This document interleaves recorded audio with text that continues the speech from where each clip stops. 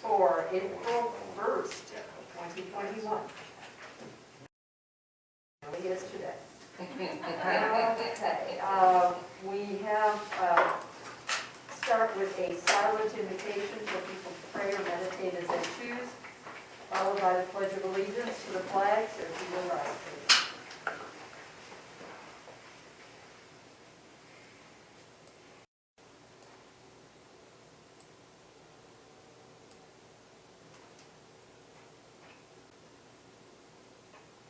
Join me in the pledge. I pledge allegiance to the flag of the United States of America and to the republic for which it stands, one nation under God, indivisible, with liberty and justice for all. Thank you. We have someone signed up for in-person public comment. Is there anyone attending virtually that wishes to have public comment? If so, please raise your hand. Madam Mayor, Ken Fitch has raised his hand. Okay, Mr. Fitch? Ken Fitch, 1046 Patton Street. 3 points. First, I wish to congratulate Andrew Riddle for his recent award with its international recognition for his renovation of the historic Wetmore building. This recognition demonstrates that an individual local developer can effectively, with style, respect, and grace, rehabilitate and adaptively reuse a small town historic in ways that respect its history, location, and spatial orientation. Indeed, so much so that Susan Braden and offer on-site insights into her time spent in this building during her legendary career. And an important reality, as history is a human story that informs our coming and going. Second, I wish to express appreciation and commendation to the members of the National Guard who have come here to assist in the vaccination initiative. Many of them have performed with exceptional diligence, skill, and effectiveness, and have made a positive impact on the lives of many residents. Third, the last meeting, I spoke to the issue of the surprise, extravagant designs for the Duncan Hill Road, Signal Hill Road intersection. It is important to remember that perhaps 2 years ago now, pre-pandemic, the council was concerned about multiple serious issues on the Duncan Hill Road, Clear Creek Road corridor, and had requested NCDOT review, but skip inclusion was rejected by the county TAC. Therefore, recently, many were then genuinely surprised, if not stunned, to see these new flamboyant designs for the Signal Hill intersection. But one wonders what other surprises CDOT may have planned. Would it not be wise to invite NCDOT planners to attend a public city council meeting to discuss in some detail this intersection plan, but also other plans it is developing for this immediate area? Indeed, fully informed, council may determine that there are other issues of greater priority concern. NCDOT issues are often of major public interest and concern, and the public should be included in the process from the beginning. Thank you. Thank you, Mr. Fitch. Is there anyone else who would wish to comment virtually?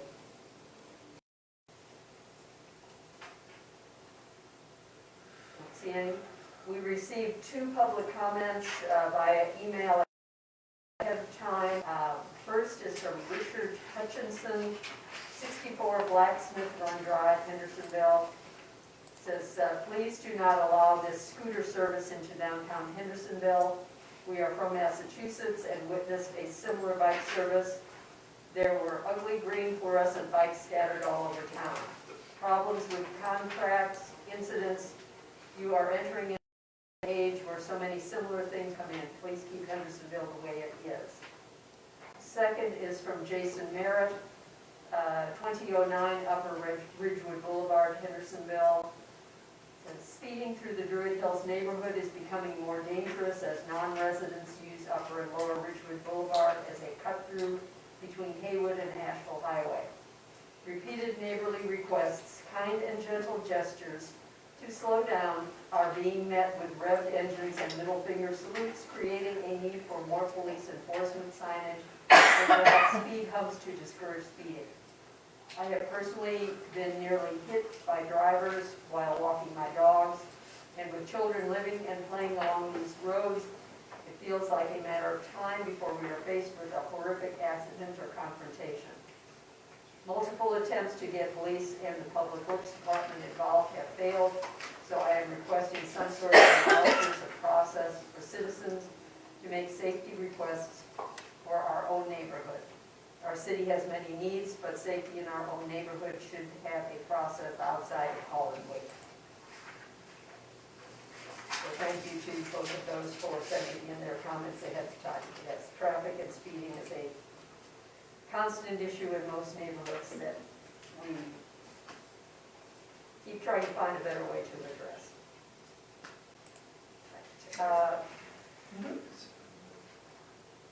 Is she Barbara here? I know you're here. For public comment. I don't know if they have public comment anymore. Oh, I guess, I didn't sign up as a street vendor. okay. Go Is right that ahead. okay? Yes. You missed the sign-up sheet. Thank I'm you. Barbara I Hughes. didn't see it.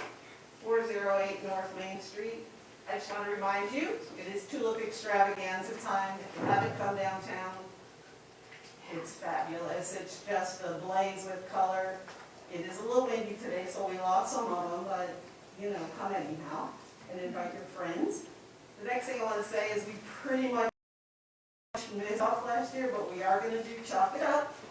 150 artists on the sidewalks, July 17th. Very excited because it's the 25th annual, so proud of that. And then something else to keep in mind, I'm not going to say this word, sept, centennial. Do we know what that is? The 175th anniversary of Hendersonville is next year. So we should start planning now, you know, a big parade, something. And this is how you get that mathematical equation of what that word means. I'll leave it with you. You can figure it out. But I do think, you know, it's not too soon since it's a really, really big deal. 175. When I first moved here, we did have a 150th celebration. So I just wanted to remind everybody, we still have a lot to celebrate. Thank you. Okay, thank you for coming down. Okay, consideration of the agenda. Is there anything anyone would like to have added to or removed from the agenda? If not, a motion to approve the agenda as presented. Madam Mayor, move we approve the agenda as presented. Is there any discussion? Not, those in favor of approving the agenda as presented, say aye. Aye. Those opposed, say no. Ayes have it, we have our agenda.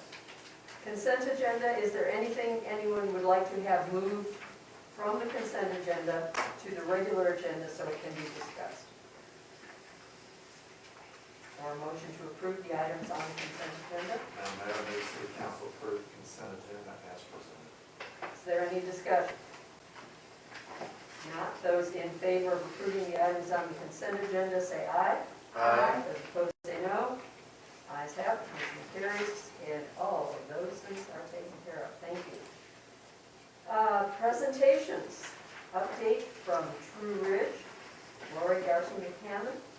If she will come in, we will hear from Lori.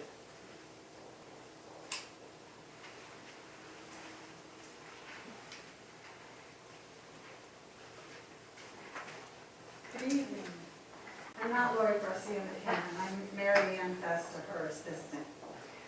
Thank you for having us. It's a great honor to be here. And here's Lori. How's everybody? I didn't think it was going to be that quick. No. I had to go wash my hands. So thank you all for inviting us over here today this evening. I don't know how many of you, I know some of you know a little bit about True Ridge and have heard about our organization. We started True Ridge in 2017 to serve our Latinx community. And we found a gap in services that were culturally appropriate, and we have been going strong since then. Oh my gosh, sorry, I had to run out. Deep breath, all right. Deep breath. I need to have this here. Oh, I can barely speak with this. So my husband Edward and I founded within the city limits in 2017. And we have been doing, oh my gosh, we've been doing this work ever since. I'm going to put our program coordinator to talk for a minute, and then if you all have any questions, I will answer them. Just So Mayor Ball and Mr. Smith, Mr. Smith, Ms. Simpson, Mr. Miller, and Ms. Hensley. Last year, you all, with your special appropriations, gave us $3,100. And we are terribly grateful for the work, for the trust in us. We gave some blue folders out, which explain our numbers. Of course, you don't have to go through them now. But the mission of True Ridge, like Lori said, is to serve people that are terribly underserved, who aren't comfortable navigating services in the court system. Victims of crime, domestic violence, and Lori previously had a glimpse of their vulnerability in navigating the court system and services in a previous position. So when she left that position, she and her husband invested their personal assets into our organization for over 2 years. Throughout COVID, life has changed for all of us, but we have still been in courts with our families because they did not curtail the domestic violence protective orders and that kind of activities. We take people from very vulnerable places and bring them to bring them to some kind of safety and security where they can navigate life and improve the lives of themselves and their children. So our services include court and community advocacy and accompaniment to housing, to social services, to translating their documentation. We have 2 attorneys in the office, do immigration consultations for free. And then if there's court filing and those kind of forms, the families would have to pay whatever those coordinating fees are. Since COVID, we've gotten a grant through Dogwood to help with those who are disengaged educationally. So for the students that English is not their first language at home, parents can't necessarily help them. Remote access was difficult. We have 2 educators with those children now to hopefully improve their success rates. We also have a program that was funded by the Diocese of the Episcopal Church of Western North Carolina, because in 2018, with the ICE activities, some of our families lost their breadwinners. And so families that were already vulnerable were vulnerable. And this generous grant, it's in its 3rd year, and it helps families through a tough time until they can get work or they can manage things on their own. Your money from last year funded 61 hours of accompaniment and advocacy and 32 hours of translation services. Other things that have been going on, I think really impressive, is through COVID, we have served over 199 families, 384 adults, and 389 children. We've received close to $90,000 in response money to help families who were in jeopardy of losing their homes, even before before the moratorium took place. Paying their rent, paying their utilities, hooking them up with internet. When we started, our numbers were, first year, I think 62. 60, and every year we doubled the number of clients that we serve. I think COVID has had a silver lining because this community, with so many resources and so many wonderful partnerships, has come together to do amazing things. And we have been on the front line of that, and we hope to stay on the front line. So we greatly trust in us, and I'll promise you that the money that you appropriate, another request with Adam, who has been most helpful with our navigating that. Adam, you'll know that we use any resources that you entrust to us appropriately and Fiscally responsibly, and would never take it for granted. So if you have questions, That's me. anyone have questions? I don't have a question, but I would particularly like to thank you for the mentors that you put in school. Because I've spoken to one of the gentlemen, and then there's another lady at school that's also been designated as one for kids at school. And it's very helpful that those kids who are in this particular case, seniors waiting, have someone there to just kind of keep them on task to get them to the end of the year. So I appreciate you doing that. Thank you so much. Thank you. It's been a pleasure. Anything else?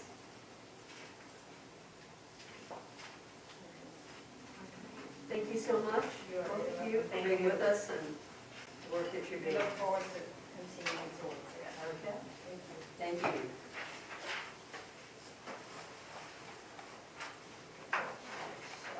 We have some public hearings this evening. The first one is a street closure at 911 Tebow Drive tomorrow. Yes. Good evening, Madam Mayor, members of City Council. Like Mayor Volk mentioned, we do have a street tonight. David White, the Chief Executive Officer of WCCA, filed a petition with our office to close a portion of Tebow Drive. The right-of-way goes across pin number 9569409564, which is 911 Tebow Drive. And you all did adopt the resolution of intent in March for this street closure. As you can see from the map on the screen, the right-of-way in question runs through the property that is owned by WCCA. They own both sides of the right-of-way, so this would basically make their parcel just one continuous piece. I do have a survey for the piece of property as well, so that better shows the survey data of what that right-of-way looks like. So you'd be closing that right-of-way that is shown on the screen. And representatives from WCCA are in attendance if you have any questions for them. I'm here to answer any questions you may have for me. Any questions? Okay, thank you. I don't know if anyone from WCCA would like to make any comments at this point. They're welcome to.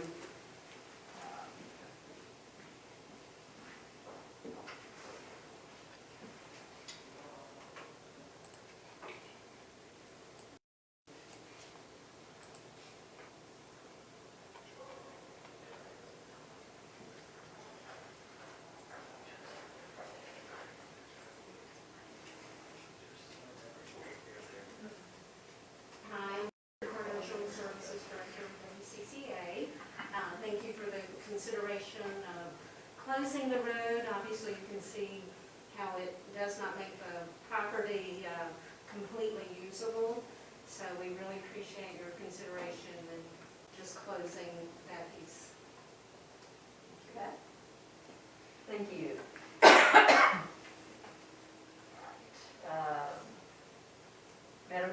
this public hearing been advertised in accordance with general statutes? Yes, ma'am. We will open this public hearing. Is there anyone present who would like to speak regarding the street closure?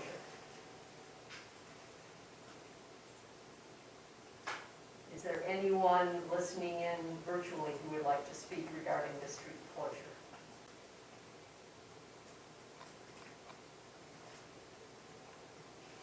No? Don't see anyone? All right, we'll close that public hearing. Council, discussion or a motion? May I please make this motion? I was looking at it. That's like sacred ground. My kids are with the little folks, so I know that ground very well. Madam Mayor, I move that City Council adopt the order to permanently close an unopened and unapproved portion of Tebow Drive located on PIN 9569-40-9564 as petitioned by David White, Chief Executive Officer, Carolina Community Action, as presented. Is there any discussion? Not, those in favor of purchasing this portion of Tebow Drive, say aye. Aye. Those opposed say no. Ayes have it, and that is closed. It's the strangest thing, how that ever. My children were playing in the street all that time. I didn't even realize. No. All right, next is a zoning map amendment, a day and night LLC, the Cascades Annex. And, okay. Mr. Madam Mayor, council members, good evening. As mentioned, we have a zoning map amendment, or also known as a standard rezoning or a conventional rezoning for the Cascades Annex. This is states 201 Sugarloaf Road. It's actually adjacent to 201 Sugarloaf Road. The actual address would be 0, but it is PIN number 957-955-1888. It is currently zoned C3 and is used as a hotel or motel developed for that purpose. The owners are looking to rezone to the commercial highway mixed-use zoning district to expand on the uses. The CHMU also includes hotel and motel uses. The site is 2.98 acres, just under 3 acres. They are in the process of selling the property. It's being marketed for sale. The rezoning would open up this option of potential residential multifamily use. The C3 allows single family and 2-family, but it does not allow multifamily hotels and motels. The CHMU, as mentioned, also allows hotels and motels, but it also includes the multifamily use. And there is no development as proposed to this. There's just that existing building, and we'll have some pictures of that. As mentioned, current zoning is C3. They're proposing CHMU. The commercial uses are very similar. There might be a bit of a scale down in intensity from the C3 to the CHMU, but the significant difference is with the added use of multifamily. The other significant difference is with the design standards. The mixed-use district has a set, Article 18 has a set of standards that apply to development of mixed-use sites. In addition to those standards, the CHMU zoning district also has a long list of design standards. And so that's a key consideration if this is to be rezoned and if there is some future development. They would have to meet those design standards and have a very aesthetically pleasing and well thought out design for that building that would accommodate the zoning district. You can see that the existing area is typical of a state adjacent type of development. Hotels, motels, mini storage, restaurants, large retail. And the future land use is for a regional activity center, which in our comprehensive plan, the goal is to meet the large-scale retail needs of Hendersonville residents while encouraging mixed-use, walkable design through redevelopment and infill projects. The rezoning to CHMU would be in line with that comprehensive plan goal.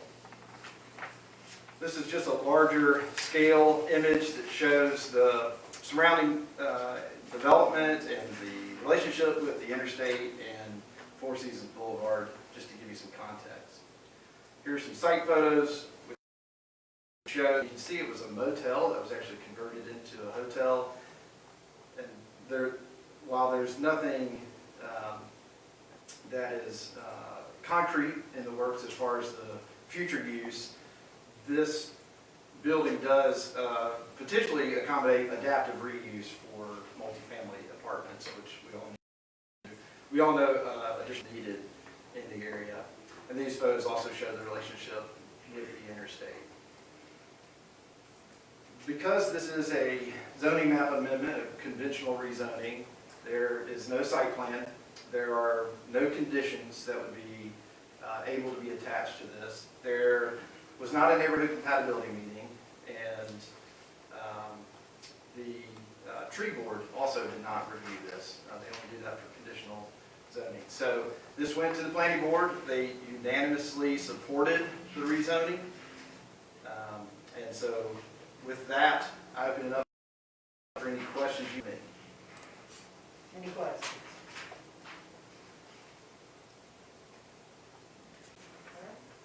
Does the applicant wish to make any statements?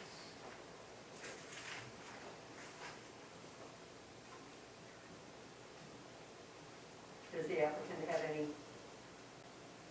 anything they want to say? Yeah, they do Oh, they're on. day-to-day Oh, or okay. Debbie. Very good. They're here virtually.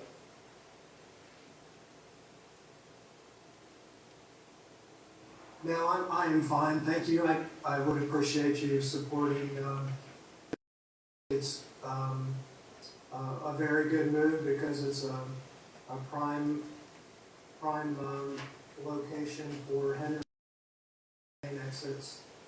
And I think if anything gets done, this rezoning would actually, it would make it more aesthetically pleasing than, you know, when I bought the property, obviously it was an eyesore because all the graffiti that was there. So I think we've taken it, at least by doing what we've done. But I feel like this rezoning would require us, and or if we were to be able to sell it to someone else, that it would be more stringent for them as well, because, you know, they would have to, you know, do some pretty good landscaping. It would be developed very nicely, and hopefully people like World of Clothing or anyone that's on this exit, I think it would be very smart for the city to require this type of, you know, development, you know, to occur, because I think it's very important for Henderson. Thank you. Anyone else from the developer who wishes to speak?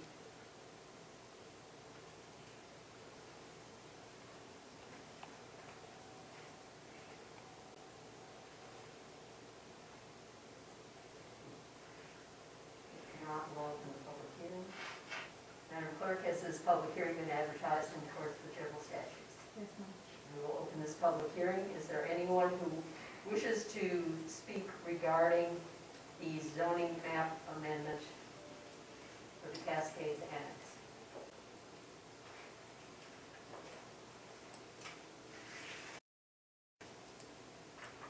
Don't see anyone?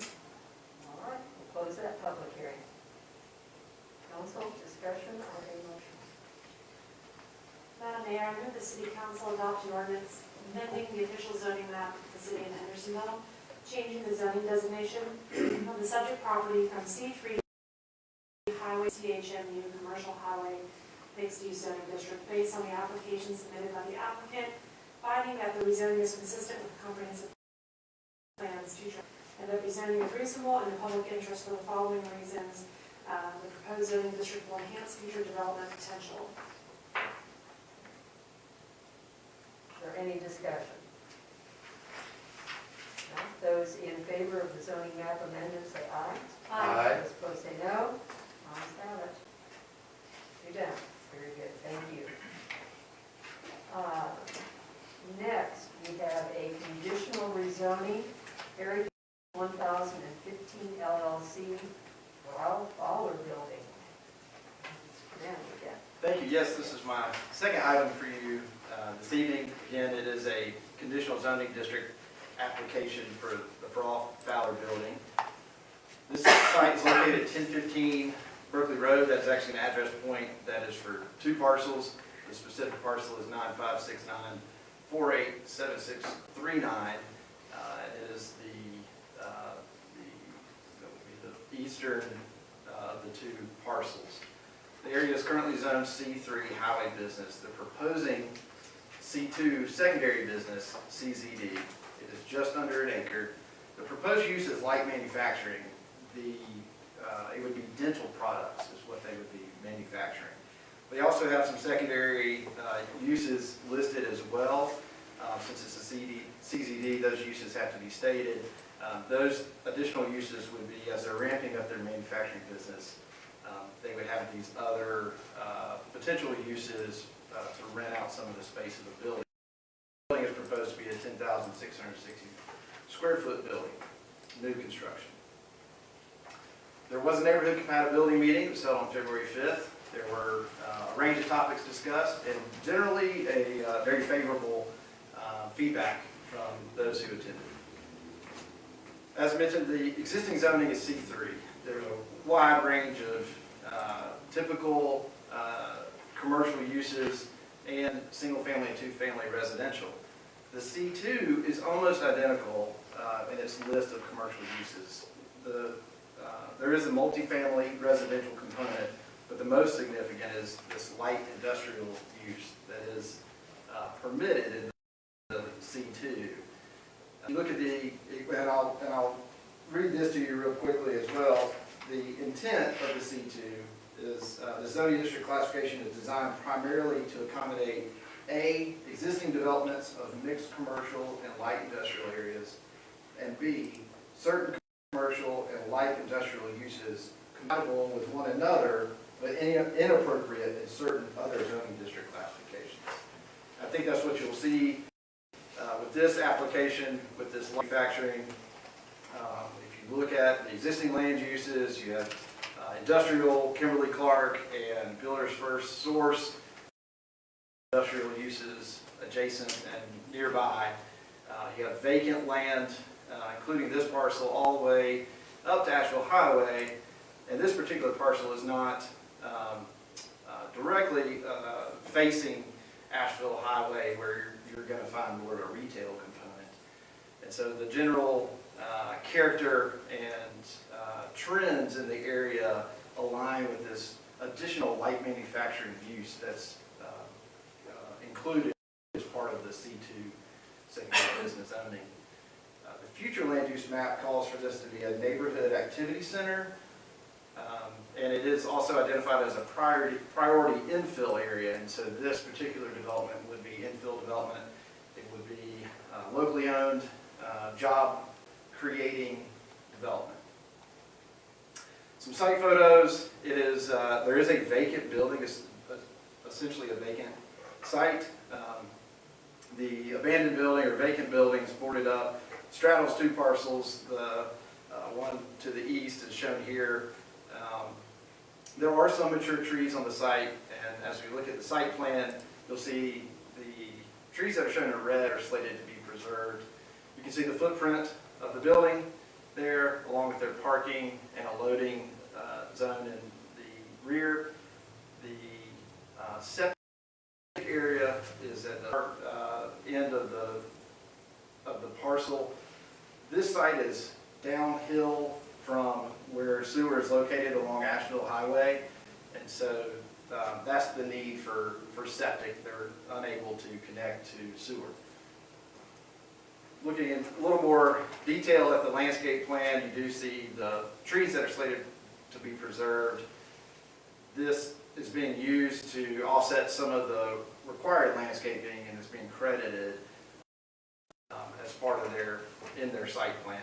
This was reviewed by the tree board. The tree board had a supported and favorable response to what the developer had proposed. The planning board did have one dissenting vote, but otherwise was in favor of this, along with the conditions, and next slide. The one opposition was not related to, they were opposed to one of the conditions, the dark sky compliance. They were not, they stated that they were not opposed to the development or the rezoning, the change of the zoning district. It was, they felt that the, applying the condition without it being part of our zoning code, they did not agree with that. So looking at the conditions, what was stated in the planning board's motion referred to the preservation of existing trees. However, if you were to make a motion to include conditions in your approval, that would not need to be included in your motion because the preservation of existing trees is already shown on the site plan. And so the site plan is what is binding and would be what would be approved as part of the conditional rezoning. The second one, dark sky compliance, this, you've seen this before. This is basically restating this, this goal to limit the light pollution from new developments. I will state that the planning board has created a subcommittee to look at dark sky and lighting. That committee will be meeting next week for the first time, and we will be reviewing some model policies and discussing something that we could draft to bring before you as an amendment to our zoning code, so that we can maybe move away from these conditions and have something that's a standard for all new development. How soon do you think we might be getting that? Like the day after? Yeah, I mean, because if not, we'll be talking the same way in May, I'm sure, about something else. Yeah, so it would need to go, that group would need to meet. We would need to feel comfortable with drafting something, and we would also like to run it through, have some public engagement around it as well, reach out to the business community, make sure there's support for it, then run it through the planning board for their recommendation, and then it would come to you. So I would say May is a little quick, but. Is June too There's quick? 2 meetings in May. Okay, well now we're talking. That's right, second meeting in May, we can talk about it. Yeah, yeah, that sounds great. We could present it and then we could work Vote on through, it in June. kind of workshop it in the second meeting, if that's what y'all want. John's getting jumped. Sounds like you're over-promising here. So, well, and I think we're in the middle of a particular rezoning or conditional use, so we need to finish that. Sorry. Under the staff reports, we can come back and talk about it, because I think you do want to get input from the public and the business community before you go too far with it. So we'll come back to it. We'll go back to But the. just to clarify, we cannot make that a conditional use. Oh, no, at we this can't. time. Yeah. Or we It's can't. just not in the code. You just want it locked in, so it's not. Yeah, it's not, So we can still, okay, Yes. so that's really where I was going. Thank you. yeah, it's just not in the ordinance. Thank you. Thank you, City Manager. That wraps up my presentation. So if there's any questions related to the application, I'm happy to answer those. And I believe we have the applicant is hopefully on the line here to answer any questions as well. If the applicant would have anything they would like to present or comment on first.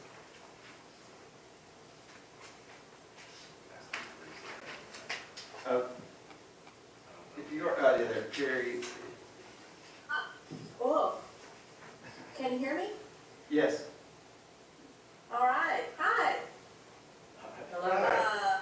It's kind of, thanks for having me. It's a little strange looking at a black screen, and it's probably a good thing, because I think I'd be real nervous if I was there.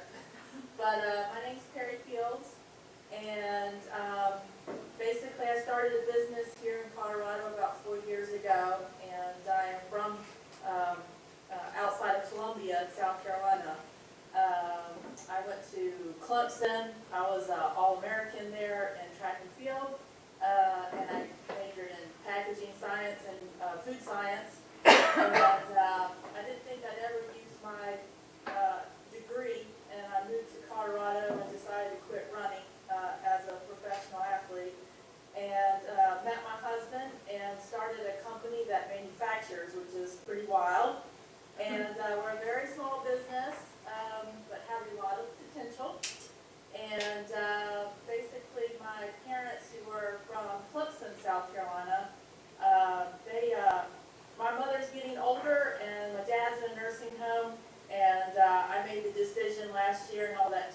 money mess that, it's important for me to basically go back home. So, Hendersonville is a place that I know very well. My dad was a ranger in the 82nd Airborne, and he took my sister and I rock climbing when we were very little, and every vacation was to the Blue Ridge Mountains. Every summer we went to camp in Brevard, and there's even a funny story about my parents accidentally leaving my sister and I around 4 and 6 outside of the gas station that's right north of downtown, which is in that little, it's kind of like you could drive a circle around it. But they accidentally left us there and came back about 30 minutes later once they figured out we weren't in the car. Yeah, it's a very special place for me, and my mother will be moving in, and I'm very excited to be able to come home. I asked my dad a couple of weeks ago if he was surprised that I was moving back, and he said, "Oh, I know you do the right thing." So that's his opinion on it. So I don't know what else to say. Hopefully it gets passed, and if you have any questions, please let me know. Thank you.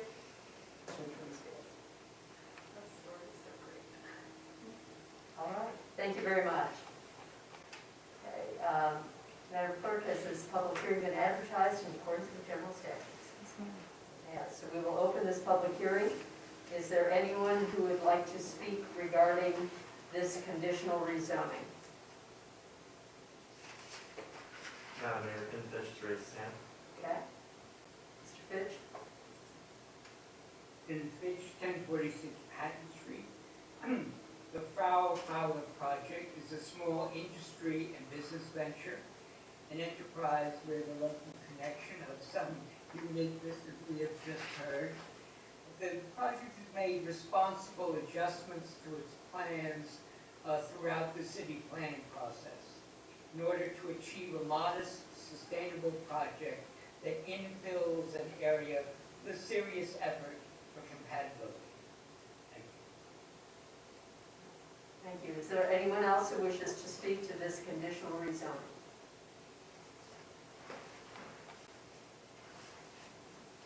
And we will close that public hearing. Council, what would you like to do? We make this recommendation. This covers the conditions that we just discussed. Is that It correct? includes the dark sky initiative, correct? There are two, That was the recommendation from the planning board, correct? and that's what we're Right. following. So So we don't Yes, need did you to want add to that. impose anything additional? No, I Okay, just then- want to make sure I was. Yes, so if you look in your agenda, there's a list of conditions that if you make the suggested motion would include those, which includes the dark sky compliant. Okay. So I think you'd be good to go. Madam Mayor, move City Council adopt an ordinance amending the official zoning map of the city of Hendersonville, changing the zoning designation of the subject property from C3, Highway Business District, to C2, CZD, Secondary Business Conditional Zoning District, based on the site plan submitted by the applicant and subject to the limitations and conditions stipulated on the list of uses and conditions, finding that the rezoning is consistent with comprehensive plans, future land use map, and that the rezoning is reasonable in the public interest for the following reasons: proposed use is compatible with the area. Is there any discussion? Not those in favor of approving the conditional rezoning, say aye. Aye. Those opposed, say no. Ayes have it, and that one has been approved. Thank you. And then our last public hearing is a conditional rezoning for the Neil Lechner mini warehouses. Mr. Mark. Thank you, Madam Mayor. So this, the city's received an application from Neil Lechner and North Main Street Properties of Hendersonville LLC for the development of a mini warehouse facility. The parcel is currently vacant, so it doesn't have an address, but it's identified by PIN number 9569964276 And the existing zoning in place today is R20, low-density residential. The applicant proposing to be rezoned for C3, CZD, Highway Business Conditional Zoning District. The total acreage of the property is 1.83 acres. Like I mentioned earlier, they're proposing one building which will house many warehouses, and the project will be new construction of a 47,485 square foot building. Since this was a conditional rezoning, a neighborhood compatibility meeting was required. Topics covered in the meeting were size and height of the building, sight distance from the entrance, tree preservation on site since this is a wooded lot currently, and then the close relation to an approved mini storage facility that you all probably remember from 2019 behind the Home Depot property. So this map shows the existing zoning. So as you'll see, parcels to the north are zone R20 low density residential. Parcels to the east are zone C3 highway business. RCT, which is residential commercial transition. Parcels to the south are zone R20 and C3. And then parcels to the west are zone PCD, plain commercial development, and C3 secondary business as well as R20. And as you'll see, the new proposed zoning would change that property to C3 CDD. There is some notable setback and height requirements between the two districts. As you'll see, both R20 and C3 have the same setback requirements, and this property is meeting those setback requirements. You'll also notice, first you'll notice that the heights are reversed, so strike that. R20 has a maximum height of 35 feet, and C3 has a maximum height of 48 feet. The property, or the project was originally, when it was first submitted to us, 4-story, 40 some odd feet. Since that submission, they've changed the plans, and they've came back with a 3-story building that's 30 feet. So they're still meeting the height requirements that are there for R20 today with the building that they're proposing. So they're still within that threshold because they're allowed up to 48 feet in C3. Existing land use, you can see mostly to the north are residential uses.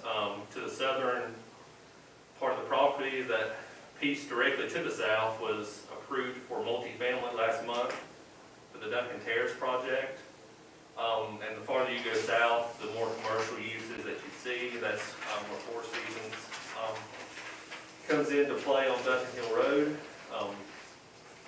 Future land use classifies this as high intensity neighborhood. So 2030 Comprehensive Plan's future land use map designates parcels to the north, east, and north of the neighborhood. Parcels to the south are classified as a regional activity center and high intensity neighborhood, and parcels to the west are classified as high intensity neighborhood and medium intensity neighborhood. The property, like I mentioned, is classified as high intensity neighborhood. The designation, or the goal for that designation, is to encourage low maintenance, high density housing that supports neighborhood and regional activity centers and downtown, and provides a transition between commercial and single family development, promotes walkable neighborhood design that creates attractive and functional roadway corridors and multi-family residential neighborhoods. And this, like the Brown Fowler building, is in a priority infill area, since it is an undeveloped property as it sits today. These are some existing condition photos. The first two pictures you'll see are taken from the other side of Signal Hill Road, looking at the property, and the other two pictures are showing some fairly large existing trees that are currently on the site. We'll get into tree preservation and the site plan here in a second. We'll bring those up a little bit later. So So this is the site plan for the property. As you can see, the property will have an entrance off Signal Hill Road only. There won't be a second entrance. The site plan shows a 30-foot tall mini storage building. The building has a gross floor area of 47,485 square feet and a rentable square footage of 29,050 feet. The building is proposed to house 228 storage units of varying sizes. Landscaping is required for this property. Vehicular use landscaping is required, as well as buffers, since it is surrounded by residential uses and zoning on all sides. So a type B buffer is required on all sides of the property. Since they are disturbing more than an acre, they are required to do stormwater, so they'll have a stormwater management system in place on the site, and they'll be approved by our city engineering department. And they are proposing to have a septic area as well, just because the city's so far away and it'd be very costly to provide it to this development.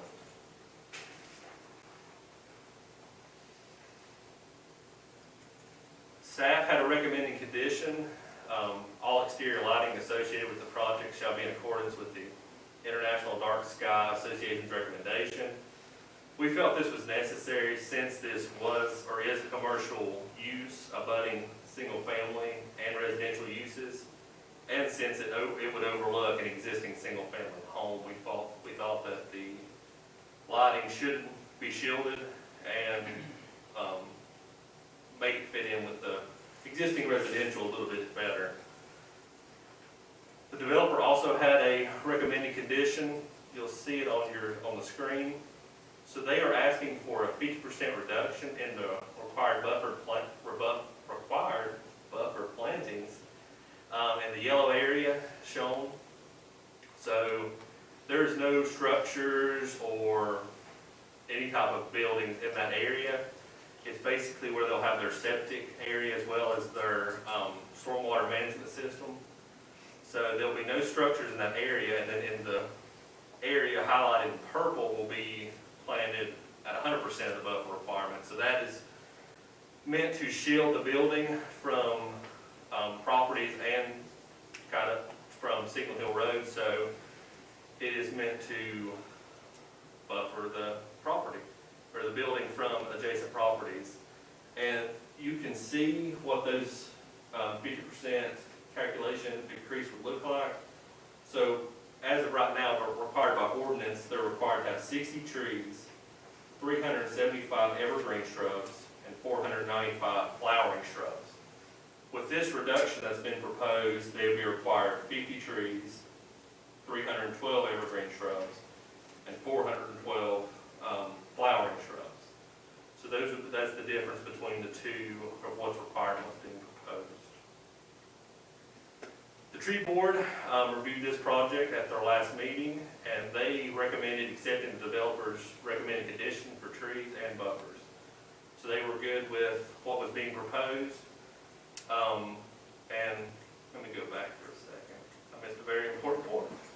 So they're proposing to preserve 19 of the existing trees on the site, and they're also going to try to preserve another 3 trees.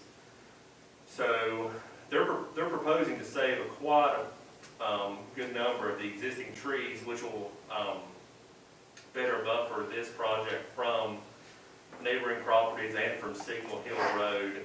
And then they're proposing to try to save another 3 if possible. So they will get credit for the ones that they preserve, and they'll have to make up the difference in new plantings. And then the planning board reviewed this at their March meeting. They voted 4-1 to recommend city council not adopt this rezoning.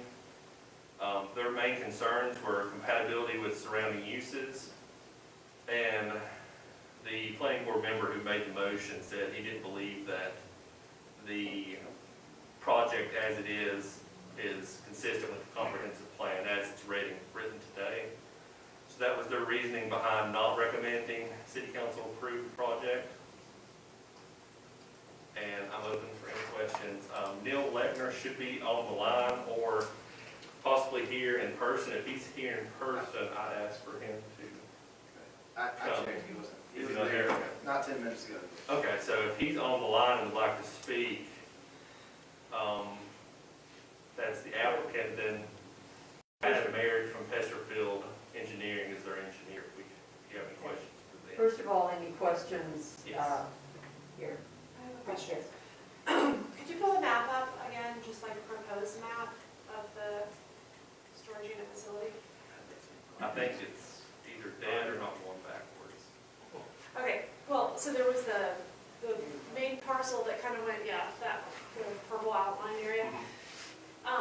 If this owner of the storage unit company decides later on that they need more storage units, are they able to build on that additional property, or would they have to come back?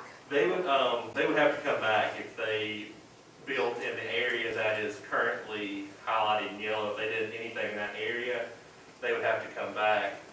And I'm not sure what the feasibility of putting another building in that area would be, just because of the septic tank and the Well, I mean, stormwater. But anything. yeah, if they put any structure there, they would likely have to come back to council, because this is a site plan that you would be approving.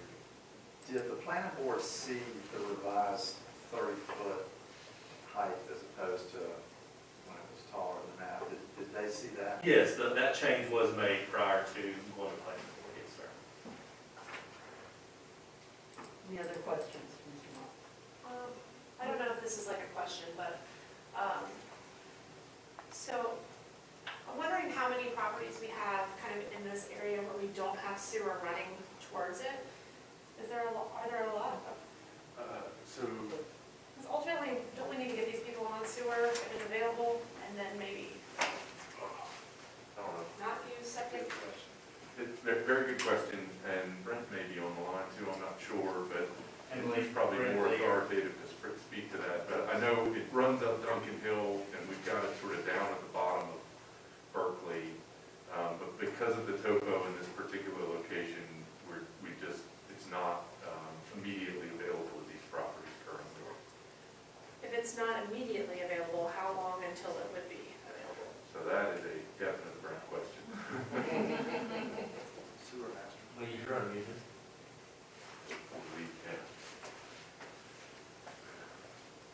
Lee, did you hear the question? No. What was the question again? Is this the storage facility behind Home Depot? Yes, sir. correct? Yeah, so Councilmember Hensley asked if we have any idea, and I know we're working on some master planning, but the potential to have sewer down, that far down on Signal Hill Road, which is, it's past Signal Hill Apartments, Right. heading Yeah, toward. that, we don't have any plans for sewer in that particular location. It's down, in a low area. Right now, we don't have any sewer in. It's kind of between two ridges. The other ridge, back towards Thompson Street there, obviously there's sewer, but it actually goes out, behind Signal Ridge Apartments. And it actually goes on to the adjacent property. So there's no plans that I'm aware of, Brent, I don't know of any sewer going into that area. How are we serving the apartments that we approved last month? Is that in the same area? Yeah, they will go down, well, I'm not sure what the final plan is. What we'd like for them to do is to carry a gravity line down to Halford Estates along Berkeley Road. So, again, that other property's kind of caught between, it's between those two ridges. How many other properties are down there, though, that either need it now or would need it in the future? Between that, on that Signal Hill, there's not a whole lot in there. There's the radio tower. There's a little building, I'm not sure exactly what it is. They must be on set. There are a few residential homes there, I think, and that's all that I'm aware of. And then, of course, it's this particular development. Yeah.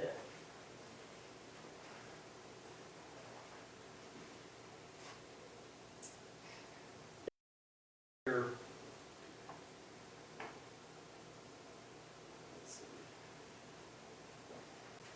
So, Lee, is there any potential as we look at, because the apartment complex is across the street, right? Looking at those plans, is there any, Yes. looking Right at those there. plans, Now, is there the any, property, yeah, I'm sorry, just is there a potential to, I'm sorry. if we require the sewer to go toward Berkeley Road, could that potentially serve this site? Is this site, that's highlighted right now, is this the site? I thought it was back up. Yeah, Lee, you were thinking of the other storage unit that is immediately behind Home Depot, I think. But the site that's highlighted is the one that we're discussing at this point. So it's actually kind of at that Okay, then, ridge, at one of the ridges Okay. along Signal Hill. okay, yeah, it looks like, just based on memory, that part of this is on the ridge top, and one side of it, the west side is on the down slope. Yes, Other correct. side, and a Correct. ridge to the east, and then a west further, and then, okay. Yeah, that would be a tough one to get to. You could probably serve part of that. If, Don, like you mentioned, if that gravity line, comes out of that property, because that is the low point on right there at Signal Hill and Duncan Hill. So we just have to do engineering studies. So, yeah, you could probably feed part of that, the western property. But again, without the topo, I'm not exactly sure where it splits.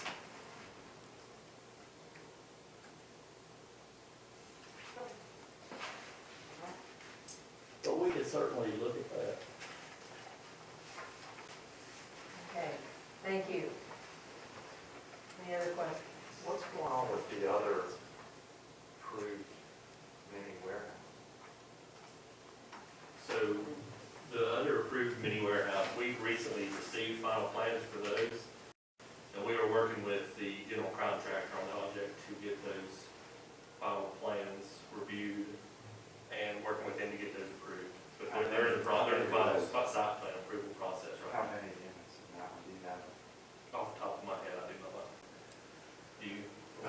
So it was originally close to 700 units, I think, but they've scaled back their total size. So it is somewhere short of 700 now. I don't know the specific number. Their total square footage is about 60,000 square feet worth of storage.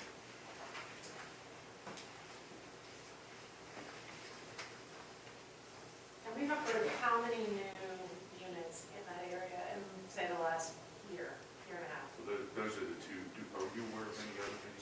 Sorry, residential Oh, I'm sorry. / multifamily. So I know. Several hundred, right? Yeah, Duncan Terrace was 84, Oklawaha is 78. Signal Ridge, I'm not sure how many units they have. It's about 60, maybe at the 60 some Signal Ridge, I think. Yeah, then the Clear Creek developments, Sounds like 200. over 300.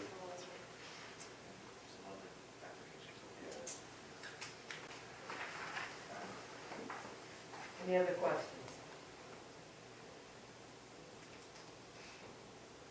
All right. And we'll go to the public hearing. Madam Clerk, has this hearing been advertised according with general statutes? We'll open this public hearing.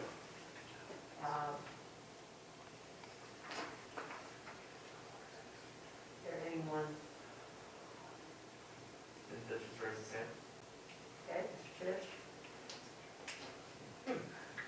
Fitch, 1046 Patton Street. At this project's proposed location, hawks were often seen to sky above before returning to their nests in the forest below. But now much of this forest would be replaced by a 3-story commercial facility near the top of the ridge. And indeed it is for such a situation trying to the often adopted. But the more fundamental question here is that this area is property plan for a high-intensity neighborhood and residential use, although admittedly for species larger than hawks. The issue of residential use is of some primary concern, as housing has been identified as a priority need for the city. To place a commercial facility at this location where it would become a defining element of the landscape would certainly present itself as a signal challenge, if not an affront, to the comprehensive plan and its implementation. When residential projects are reviewed, there's much attention to compatibility, landscape elements, and buffering. But the proposed project at its high elevation would prove probably unbufferable and of dubious compatibility, especially with adjacent residential use, given its size and location. The Planning Board was decisive in its determination, guided as it is by the comprehensive plan and zoning ordinances. Of course, it has been stated that there is another mini-storage facility that may be seen as precedent, justification, or even incentive for the proposal here.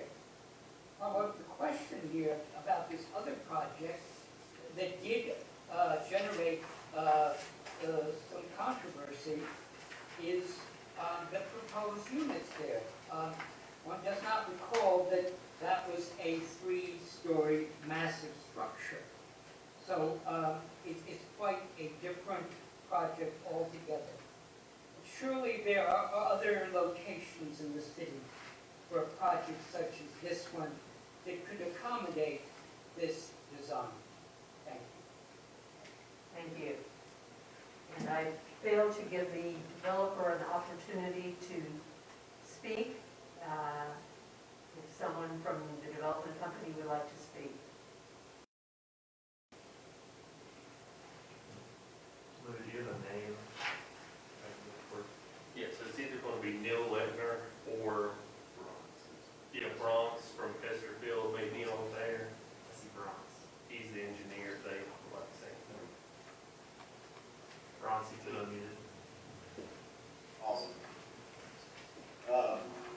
Madam Mayor and fellow city council, again, you've heard the facts from Tyler regarding this project. As you've seen, I will tell you about what's gone into this project. There were many different designs that went into making the site plans. You might know the project started with Daniel Hangley with the city in the summer of 2020 last year. And after a fair bit of back and forth between myself, co-designers, the developer, and the city's planning department, this is the best version of the project possible. In the plan set submitted, you will find all the necessary project information and the overall design. We completed the tree survey, the landscaping plan after the tree credits, and performed a rough outline of where the utilities and stormwater infrastructure is put in place. We have fulfilled all city requirements to date. Our project team is aware that there is still more to do. We will happily continue to work with Tyler and look if approved today. I feel this project will be good for our area because there's a growing need for storage in the area. I frequently use the road and drive by that property, and this business to be an excellent barrier to the thoroughfare for the surrounding residential areas. This business will be a good fit for the site as it will generate the least amount of traffic in the area. There is also the fact that the development of this business on this parcel will preserve half of the existing trees on site. Another development may not strive to keep as many, and we are proposing to keep at least half with a potential 3 or 4 more. I just want to share that Neil's been great to work with. This is a strong project for the area, and we, especially for the civil engineering, are thankful to work with him and the city on the project so far, and look forward to the next phase. Thank you. Any other member of the development team that wishes to speak?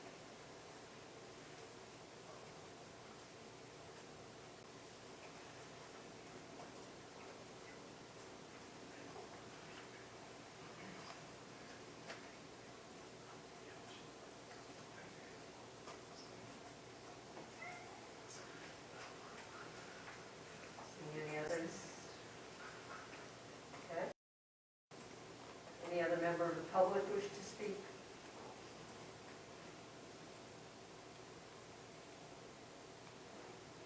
There's not. Bronson's raised his hand again. Okay. Hey there, folks. I'm sorry about that. This is, we're all new to Zoom here. This is Ron Pastorfield, and I really appreciate your time tonight. And I just wanted to get in the weeds a little bit on this project and talk about, with this area being considered high intensity residential, we believe that this type of development is exactly what is going to be compatible for the area. We think that, when you're dealing with apartment type dwelling, many times these folks need storage. They're clean homes, they're not all young and without furniture. They're like me, they're old and they got way more furniture than they ever need. But in this, look, we've done a lot of code research in many municipal areas across the United States, just looking at different types of transitional uses, and pretty much the majority of them, self-storage is a transitional type. You're moving from commercial to high intensity into moderate density residential. We think this would be a perfect type of project for that. And we've done a little bit of research on the Institute of Transportation Engineers a few years ago. Did a study on self-storage developments, and one study they did in particular based on the 420 unit complex, and just to determine the number of how much traffic this would generate. And what they came up with is that the average total daily in and out, between in and out, trips are getting 19 in and out per day during the week, and then on Saturday 25, and then on Sunday an average of 8. So what we're talking about here is a very low traffic generating type of development, but that will also provide a tremendous service to all of these new high density residential developments that we've got going on. And we just think it's a perfect project for this area. So certainly appreciate your time, and thanks for allowing me to get in here.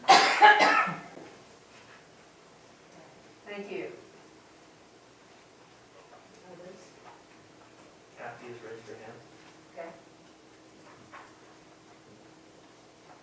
Yes, I believe I'm coming in under Madam Mayor and the council members and the other members present hear me. Yes. Yes, good evening, Madam Mayor and council members. Thank you for allowing me to appear. My name is Neil Lechner. I certainly want to thank Mr. Morrow and Bronx for their presentations, and certainly want to thank you for taking the time to review this project.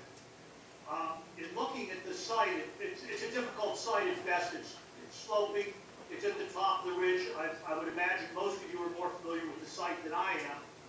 But I wanted to try to do something that was compatible not only with the neighborhood, but with Hendersonville's vision and future as far as it being a high-density goal in that particular area. So we tried to keep the height to a minimum. I would suspect and I would hope that in preserving as many trees as we're endeavoring to preserve, that there will be a more than adequate buffer, hopefully almost disguising the building from the street. We were very happy to try to have the single road as its egress and ingress to try to keep any traffic out of the residential area that abuts the property. And I was even hopeful that in some small way, if there's an unused portion of the property, it could be donated to the city, perhaps for a ballpark. I've been able to do that in the past, and it's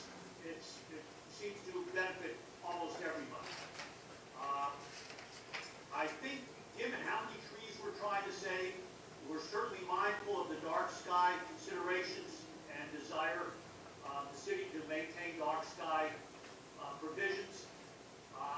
Given the fact that it will make a minimal demand on the infrastructure of that area, meaning the electric, the water, sewer, the roads, but hopefully provides a valuable service and additionally some decent tax revenue out of that property. Given, as Ron said, the small amount of impact it's going to have on the traffic, because I know it's going to become a fairly busy area up there as more and more of this high-density construction takes place. I would hope that there would be a need for that self-storage facility, and I would hope further that whatever impact it has on the neighborhood visually will be minimal. And I just want to thank everybody for at least giving me the consideration for this project. Okay, thank you, Mr. Lechner. Thank you. Is there anyone else who would like to speak?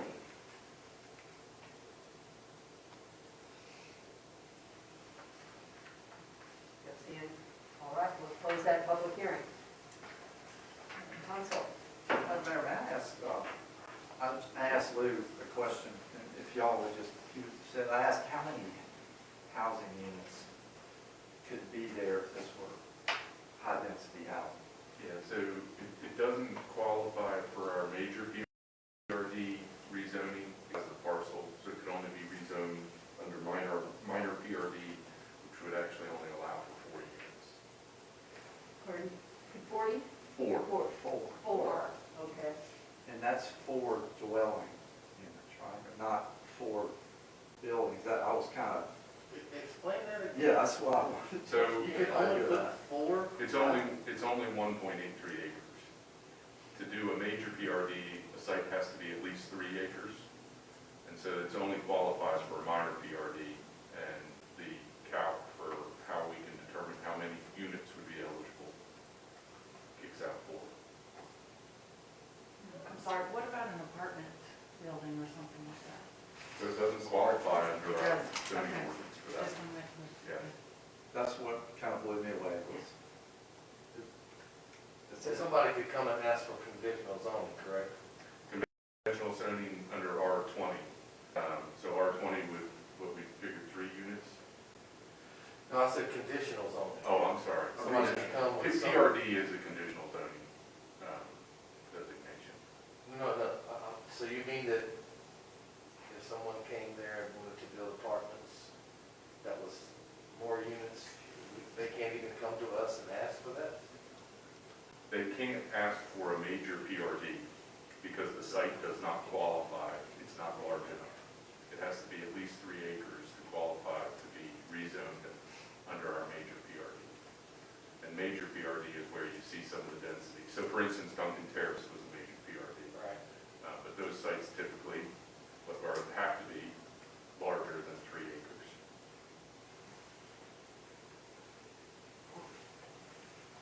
And there are other zoning districts that allow for multifamily outside of PRD.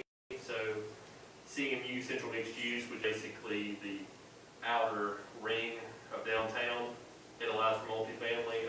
Commercial highway mixed use allows for multifamily. Nothing in the immediate area is zoned to allow for, well, besides PRD, for Duncan Terrace. But like we've already mentioned, this site does not qualify for PRD. But there are other things they could possibly zone to. I'm not sure if that would, there's nothing in the immediate area besides PRD that allows for multifamily that's currently out there. So if they did one of the other ones, then how many units could they have? What's the looking for? That's, commercial highway mixed use has, density standards for how much open space they have. And then central mixed use doesn't have a density cap. But like I said, CMU is basically only downtown. We don't really have it out that far because this is not even in the city limits. So, but what the calculation for central mixed use is, I'm not sure.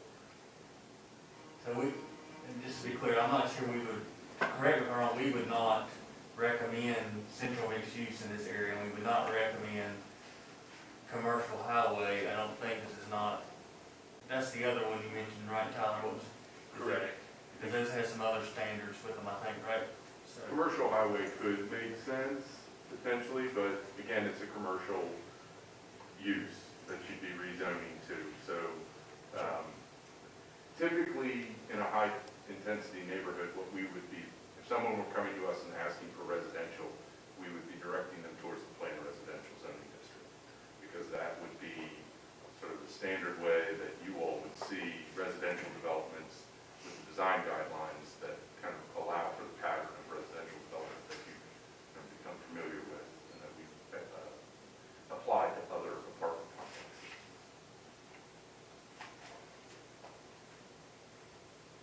So the only way to get to PRD would be if they acquired other parcels around this parcel. Yes, they would have to have, again, a parcel that was at least 3 acres to do PRD.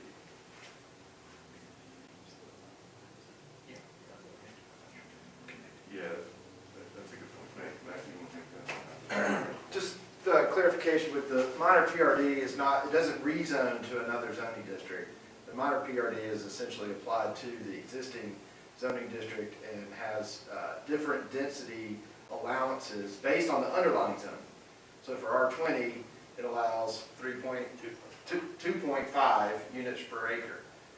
So that's where we're getting, that comes out to 4.5 units, so they don't quite hit the 5, it doesn't round up. So they could only do 4 under R20 as a minor PRD without doing a rezoning. Another thing to point out here too is there is, with this design, they don't have to have, a ton of parking. And that's leaving open a lot of green space. And granted, it's a septic area, but that's still not horrible, because there's a lot of trees being left on it, and if somebody puts residential there, there's probably gonna have to be some overflow parking somewhere that changes that, but, We could, as a condition, require them to connect to sewer if it came down, is that right? and I think I've gotten some texts that we think we can absolutely serve them with gravity sewer based on the sewer line that we serve in Duncan Terrace. So will that still stay green space? I mean, that would be up to the developer Or they can't build on it with septic? Yeah, I mean, they would have to do their stormwater in that area too, and so, But if they wanted to build anything additional, they would have to come back. Any other structure, is that what you said earlier? Yeah. yes. So can we do that though? Can you make that a condition? To connect to sewer, if it doesn't exist now?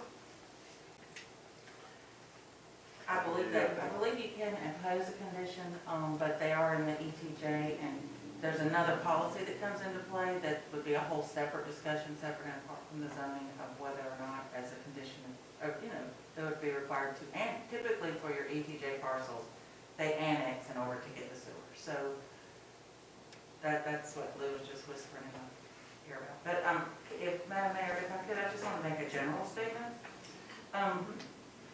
So you know that the general statutes require generally that zoning be in accordance with the comprehensive plan. So when you make a motion to adopt a rezoning, you have to state in your motion whether or not it's consistent with the comprehensive plan. If it is not consistent with the comprehensive plan, that doesn't mean you can't rezone it, but you need to state reasons why it makes sense to rezone it in spite of the fact that it is not in compliance with the comprehensive plan. And then state why it's reasonable and in the public interest, and those can overlap. And so I believe it would be appropriate for City Council to first determine whether in fact you believe this is consistent with the comprehensive plan. Your planning board decided that it wasn't. If you by consensus believe that it is not, then you need to by consensus say, well, why it would make sense to go ahead and rezone it anyway. In other words, what sets this parcel apart from the ones around it that would make it sense to rezone it differently from the parcels and differently from what the comprehensive plan requires. And then what the law says, if you do that and you vote to approve it, then you have automatically amended the comprehensive plan with respect to that parcel. So, if you could discuss first whether you think that, rezoning before you is in accordance with the comprehensive plan or not, and then if not, why it would make sense to rezone it, if that's the way that you're going, feel like you're gonna move, why it would make sense to rezone it anyway. And, so then you'd need to change the motion a little bit. Did this at all qualify as infill? So, so if you believe that it complies with that portion of the comprehensive plan, then you need to say it's in accordance with section so-and-so or so-and-so of the comprehensive plan. Although it's not in compliance with the land use map, it makes sense. So there may be elements, yes, that it does comply with, and infill could be one of those. The mixed use could be one of those if you determine it complies with that. But the law just requires that you consider the consistency with the plan and then decide whether it is consistent or not, and then if it isn't, why it makes sense to go ahead anyway. So may I make a suggestion? If the sewer piece is important, would it not be appropriate to maybe, I'm just tossing this out, to continue this so that we can have a discussion with the engineers and the developer regarding the connectivity to sewer and the requirement that they be annexed. All that is clear since, we're using Zoom, which has some great attributes, but also we're not able to have those direct conversations back and forth.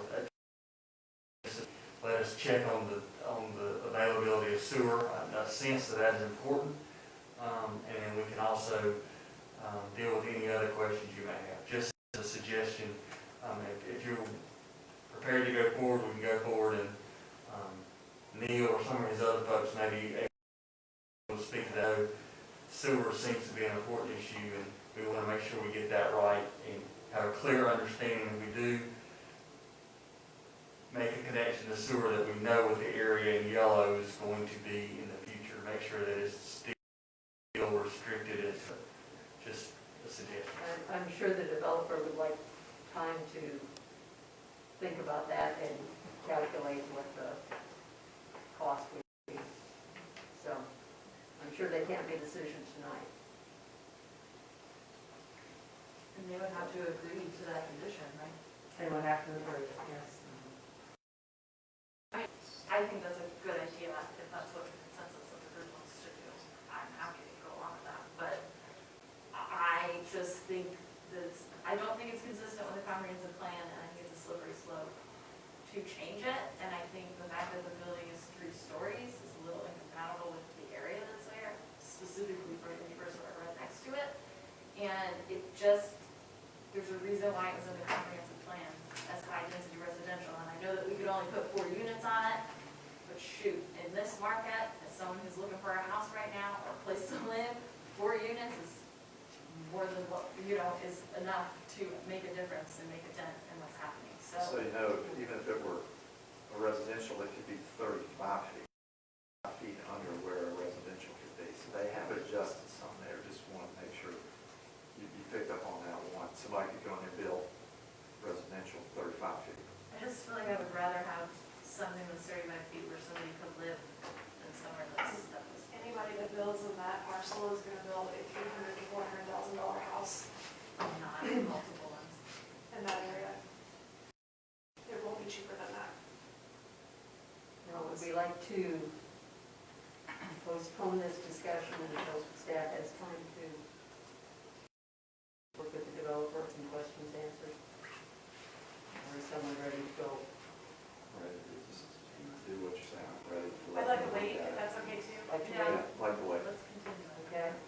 Do we need to vote to continue, or what is that? What do we do? So the public hearing has been closed, right down there, so you don't need to do anything, you just will place it on your next agenda for continued discussion.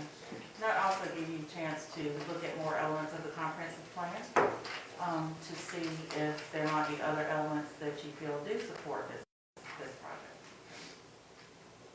If there is no objection, then we will postpone this to the next meeting when we have further information. Okay. We thank the developer for answering the questions and the presentation. We still have a few more questions that we'd like to put off till next month.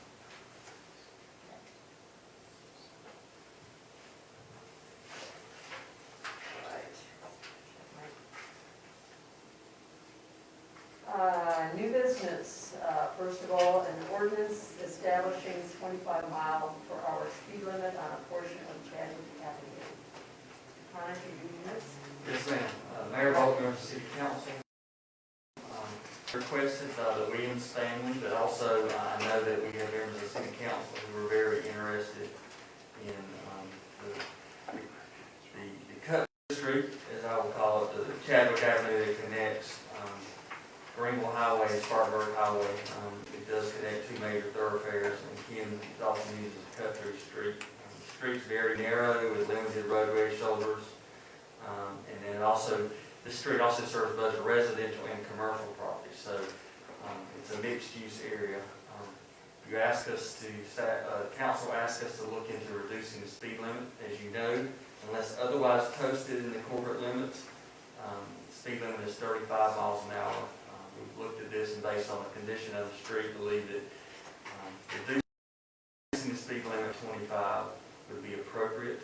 That way we would, if council approves the ordinance that is included in your packet, then we would reduce and post the speed limit at 25 miles an hour on Chadwick Avenue between Greenville Highway and Spartanburg Highway. Spartanburg Highway is Highway US 176 instead of 25, I'm mistake there. So we stand by to answer any questions you may have regarding that. Any questions? So we talked the other day about it, and I just said I didn't think lowering the speed limit was nearly enough, because that road is so dangerous. And it's just like, so I was wondering if we could look into what the city could do to either break up that stretch or widen slightly that curve that's like almost a blind curve, and it's super narrow, and no one's ever in their lane, because the lane's really only wide enough for one car. So I just wondered if we had any other option. I mean, I know that this is a start, but that's... Yes, we can look at other options and see what other opportunities. Could you also ask Chief Mayan to do some pretty heavy patrolling on it initially? I don't mean writing everyone a moving violation, but to at least, have them maybe the little flashing signs up there, and also just have them making people aware that this has happened after the speed limit's been changed. Yes, sir. Yes, ma'am. I have a question. That is, I don't recall doing this before, so do we put up a sign, hey, the speed limit has changed? I mean, do we do something like that? Other than you just put up a new sign? Really? I mean, I'm not trying to be funny, but I don't recall changing the speed limit before, so I don't know what we do. In some cases, we have, like if we put up a four-way stop, we do traffic pattern has changed. We do that. Okay, I know, I'm familiar with the stop sign, but the speed limit.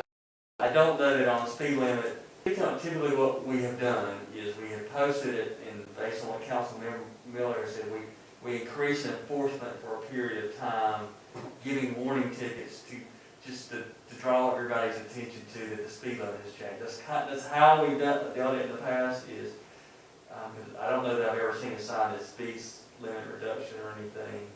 Well, I'm sure there's not an official state sign. Yeah. We would be creating our own sign. We've done it through additional police presence and stopping and giving warning tickets for a period of time just to slow everybody. Because typically it's in a situation like people are exceeding the speed limit, and it's a speed problem, right? So we're increasing our enforcement for a period of time, give warnings, and then after that, I like Jerry's idea. I think we ought to I mean, I just be honest with you, if you've driven a road forever, us changing the 3 to a 2 ain't gonna matter. No. Nobody's gonna really notice that.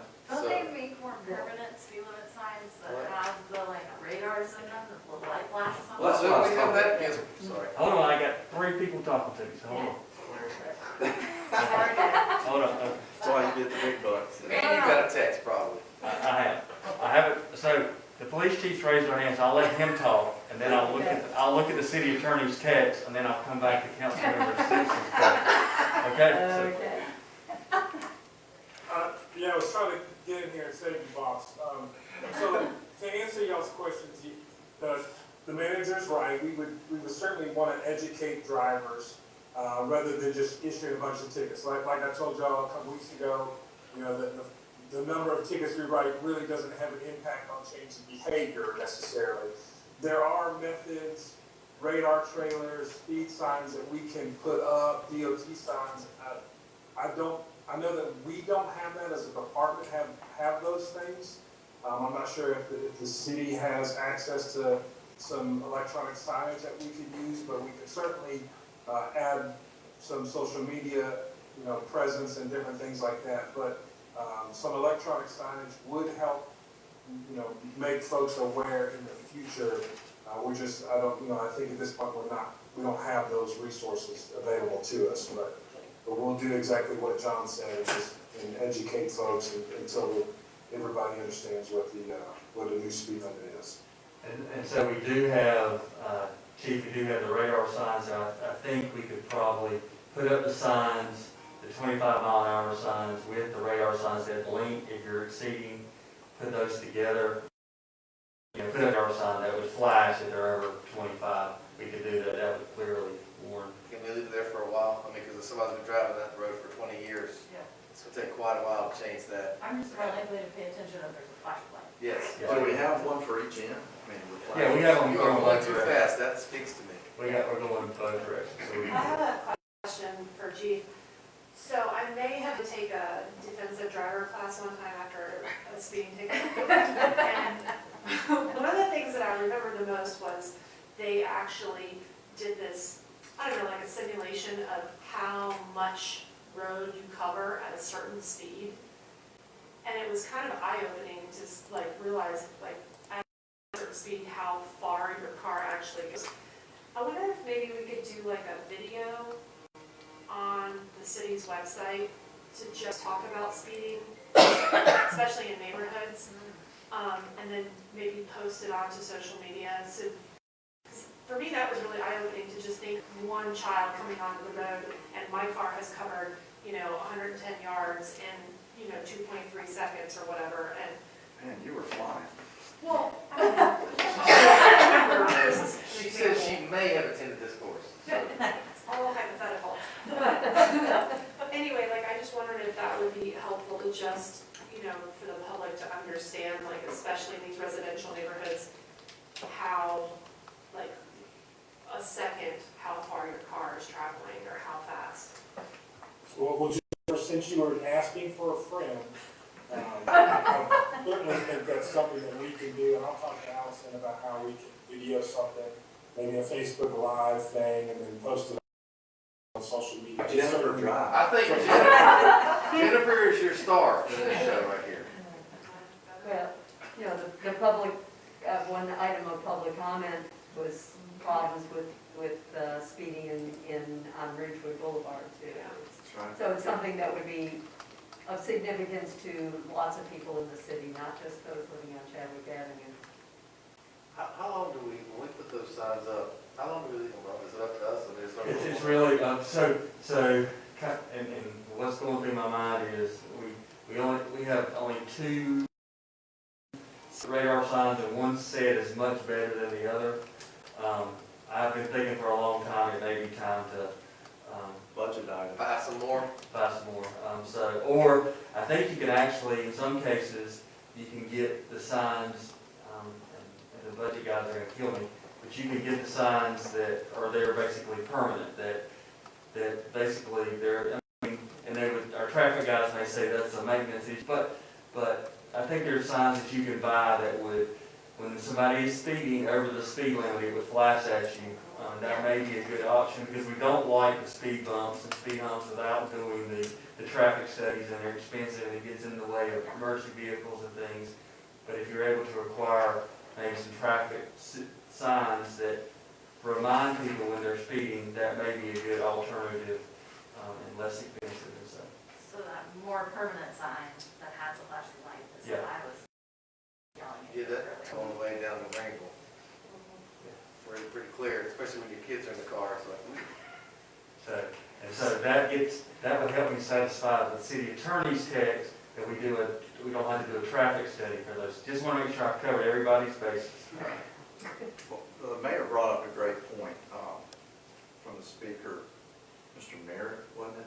yes, it was Mr. Mayor. If we could connect the chief or someone with them, because they said they had trouble doing it, the chief's new here, and if we could connect that, since we're getting on speeding, let's help that issue also.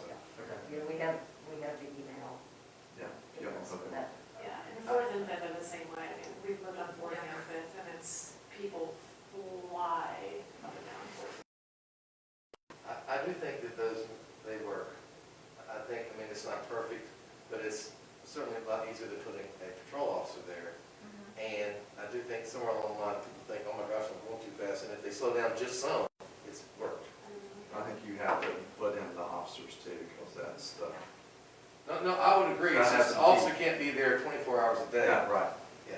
And there's some hot times when people are cutting through times that it's good, but the chief will figure that out. That's great. That's good. Any other discussion? Otherwise, we do, that we need to approve this. Madam Mayor, I move that the city council adopt the ordinance establishing a 25 miles per hour speed limit on Shiloh Avenue between Greenville Highway 25 and Spartanburg Highway. He says it's 176. 176 as presented. All right, is there any discussion? Not those in favor of the 25-mile-an-hour speed limit, say aye. Aye. Those opposed say no. Ayes have it, and we took care of that, and a lot of other discussion regarding speed limits. Thank you. Next, Berkeley Road and North Main intersection, Mr. Hawley? You doing that? Sorry, John.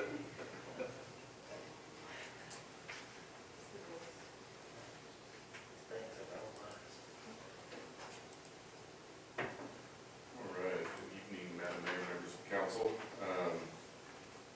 Talk a little bit more about this busy corridor over Signal Hill, North Main and Berkeley Road. Okay, great. So you'll recall from last month when we reviewed the Duncan Terrace project that a couple of the slides in that presentation included some images of some early DOT planning for the intersection. And that was, we hadn't seen the plan specifically and wanted to take the opportunity to talk about that corridor, provide a little bit of background about why that corridor may have been one that DOT was specifically looking at so closely, and what we have done as a community in terms of prioritizing that over time in our conversations with DOT. So I had remembered when we first looked at it that council was in August of 2019 had reviewed some prioritization for the Spot 6.0 that Councilmember Carricker at the time was bringing back to the MPO for inclusion on Spot 6.0. Talked at that time actually about a number of intersections and connector corridors in and around the city. And the four intersections that we reviewed at the time were North Main, US 25 North, Thompson Street, and Signal Hill Drive. Thompson Street's, of course, east along Signal Hill from the intersection of Signal Hill, Duncan Hill, Berkeley Road, and Clear Creek. Then we had also discussed Berkeley Road, Signal Hill Road, and the US 64 West North Oak Street intersections. So we discussed 4 priority intersections, 3 of which are along this general corridor, right? So North Main and 25, Berkeley Road and Signal Hill, and Thompson Street and Signal Hill Drive. And then discussed a number of connectors around the city.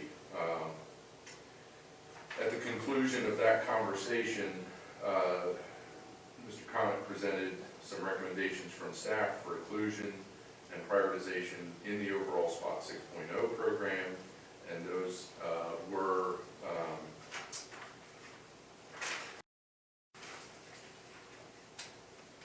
make sure I got my notes correct. So there were 6 recommendations, 5 of which included recommendations associated with this corridor. So Clear Creek out to Howard Gap was recommended for modernization.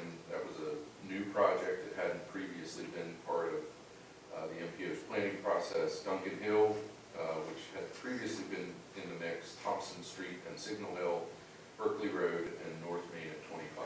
So the 6th project recommended for inclusion was Blythe Street from 191 to US 64. So I think just important to note that we sort of had been talking about this corridor and had also been talking to DOT about this corridor and its significance and the sort of issues that we had. And I know there were a variety of things that led up to that conversation in August, but everything from the Balfour Parkway to traffic trying to avoid the way station on I-26 and hopping off and cutting across Berkeley Road to get to 25 North. So this corridor was being used for a variety of different reasons. So the recommendation was to include that in SPOT 6.0. The 6.0 is currently, it's in process with the state. The next step would be some or none or some mixture of those projects would be included in the newly adopted STIP. As I understand that process, the next STIP, which is the State Transportation Improvement Plan, which would cover projects from 2023 to 2032, is due out in May of next year. So at this point, it would be at that point which we would know whether any of the projects that I just mentioned that had been included in the SPOT 6.0 would be actually funded for construction. So a little bit further out. In talking with the MPO planners at the French Broad MPO, they feel that it's likely that funding will be limited in this STIP round, and as you may be aware, some of the currently funded projects have been delayed until beyond 2030. So not only would this project be projected out, it's behind a bunch of already funded projects which are delayed currently.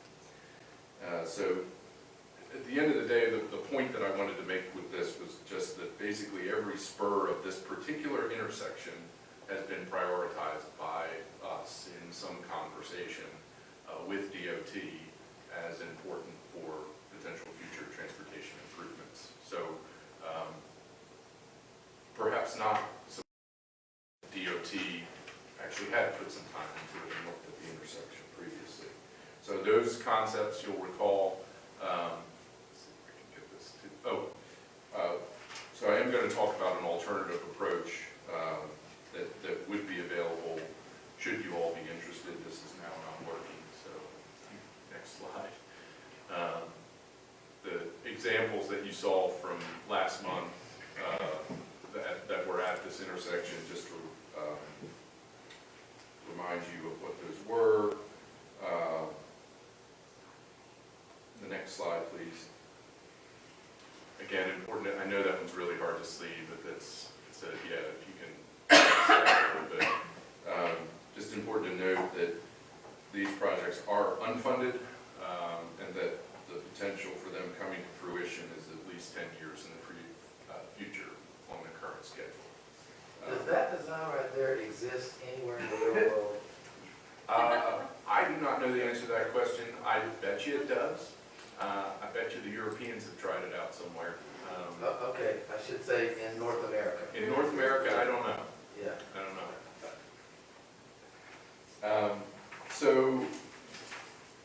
basically, when we came across these, we knowing that we are seeing a lot of development in this area, and that we do have some transportation challenges. You can flip to that next slide for me. The question was, for the French Broad folks, are there any alternative routes for pursuing improvements? Tristan Winkler at the French Broad MPO has been very, very helpful. That's a federally mandated regional transportation agency, if you're not familiar with it, in helping our staff here illuminate the various steps and timelines to consider and providing insight into local alternative funding sources. And he did note the locally administered projects program, LAP, which is a potential resource. We have used that in the past, but not historically for vehicular infrastructure upgrades. So we've used it for the Clear Creek Greenway, Ocklawaha Greenway, and for sidewalks on US 64, but it's not required that it would be used exclusively for bike and ped plans. And so it does require a local match, but it could accelerate time frame for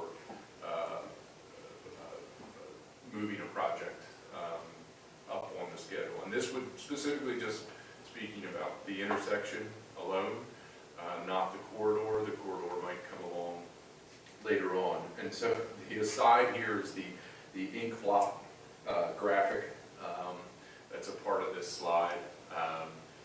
This represents in a very abstract way that area that we're talking about. So the blue is the floodplain for, at the top of the image, Clear Creek running into Mud Creek.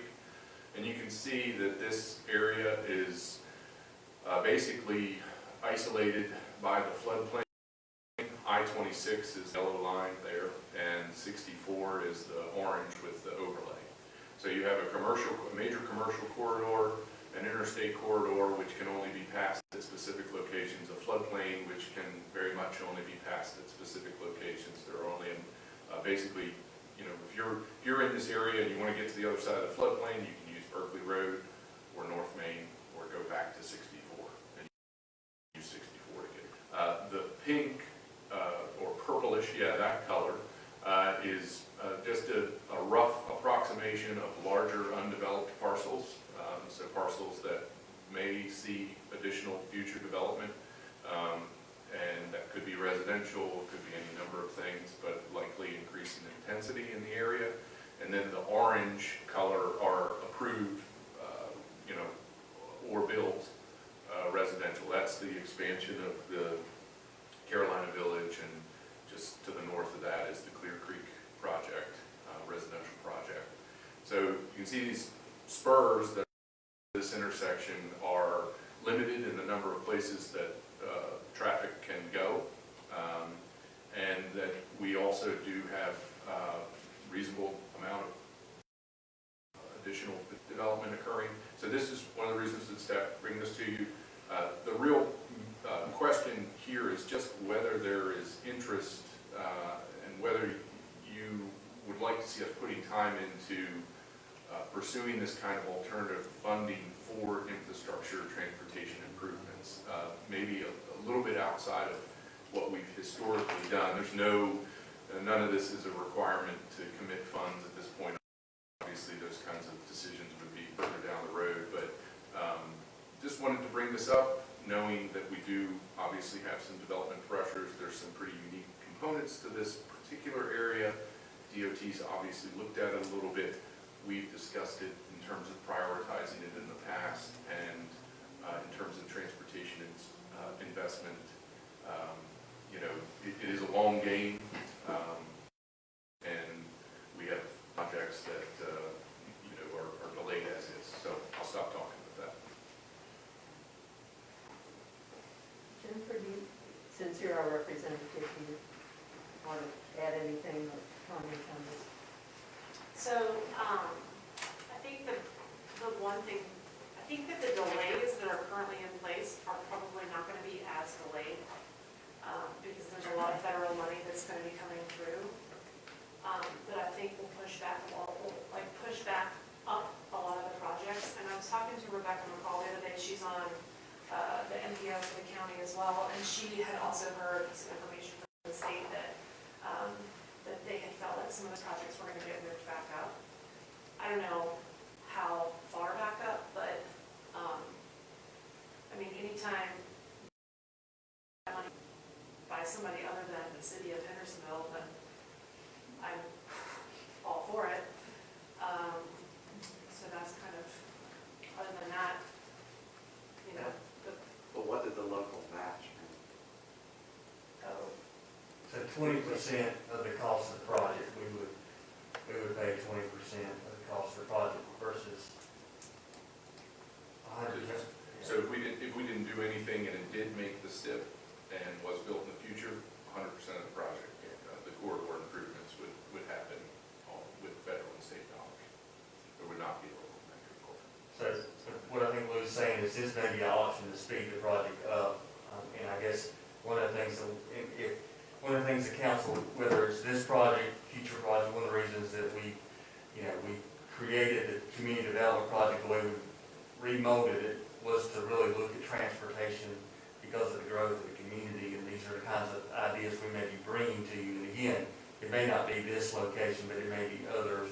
And just want guidance from council. Do you want Lou and his staff to spend time with the MPO and NCDOT to try to develop these ideas to see if we can get projects that may ultimately be 15 years out, if we can move it out, move it up to 8 or 10 years, that particularly because of the growth we're seeing in our community. So just need direction from council, or whether you just want it to happen organically with NCDOT, whether how involved in trying to influence transportation, road improvement projects in the city do you want our staff to be? And there's a 20% buy-in. I mean, ultimately, but before we got to that point, we would come back to city. We're not asking you to commit 20%. I mean, we're a long way from asking for the 20%. It's like anything else. We would have to develop agreements. But at this point, we're just asking, do you want us to continue to get the design developed so we can get an idea of what the cost may be, and even find out when it would be in the funding cycle? I mean, I feel like it's worth looking into. How much of this time does this take of yours? Well, so that's an excellent question that I don't have a great answer for because we've really not been doing this kind of work. I think that transportation is, from the department's perspective, just a fundamental element of what we do and need to be doing.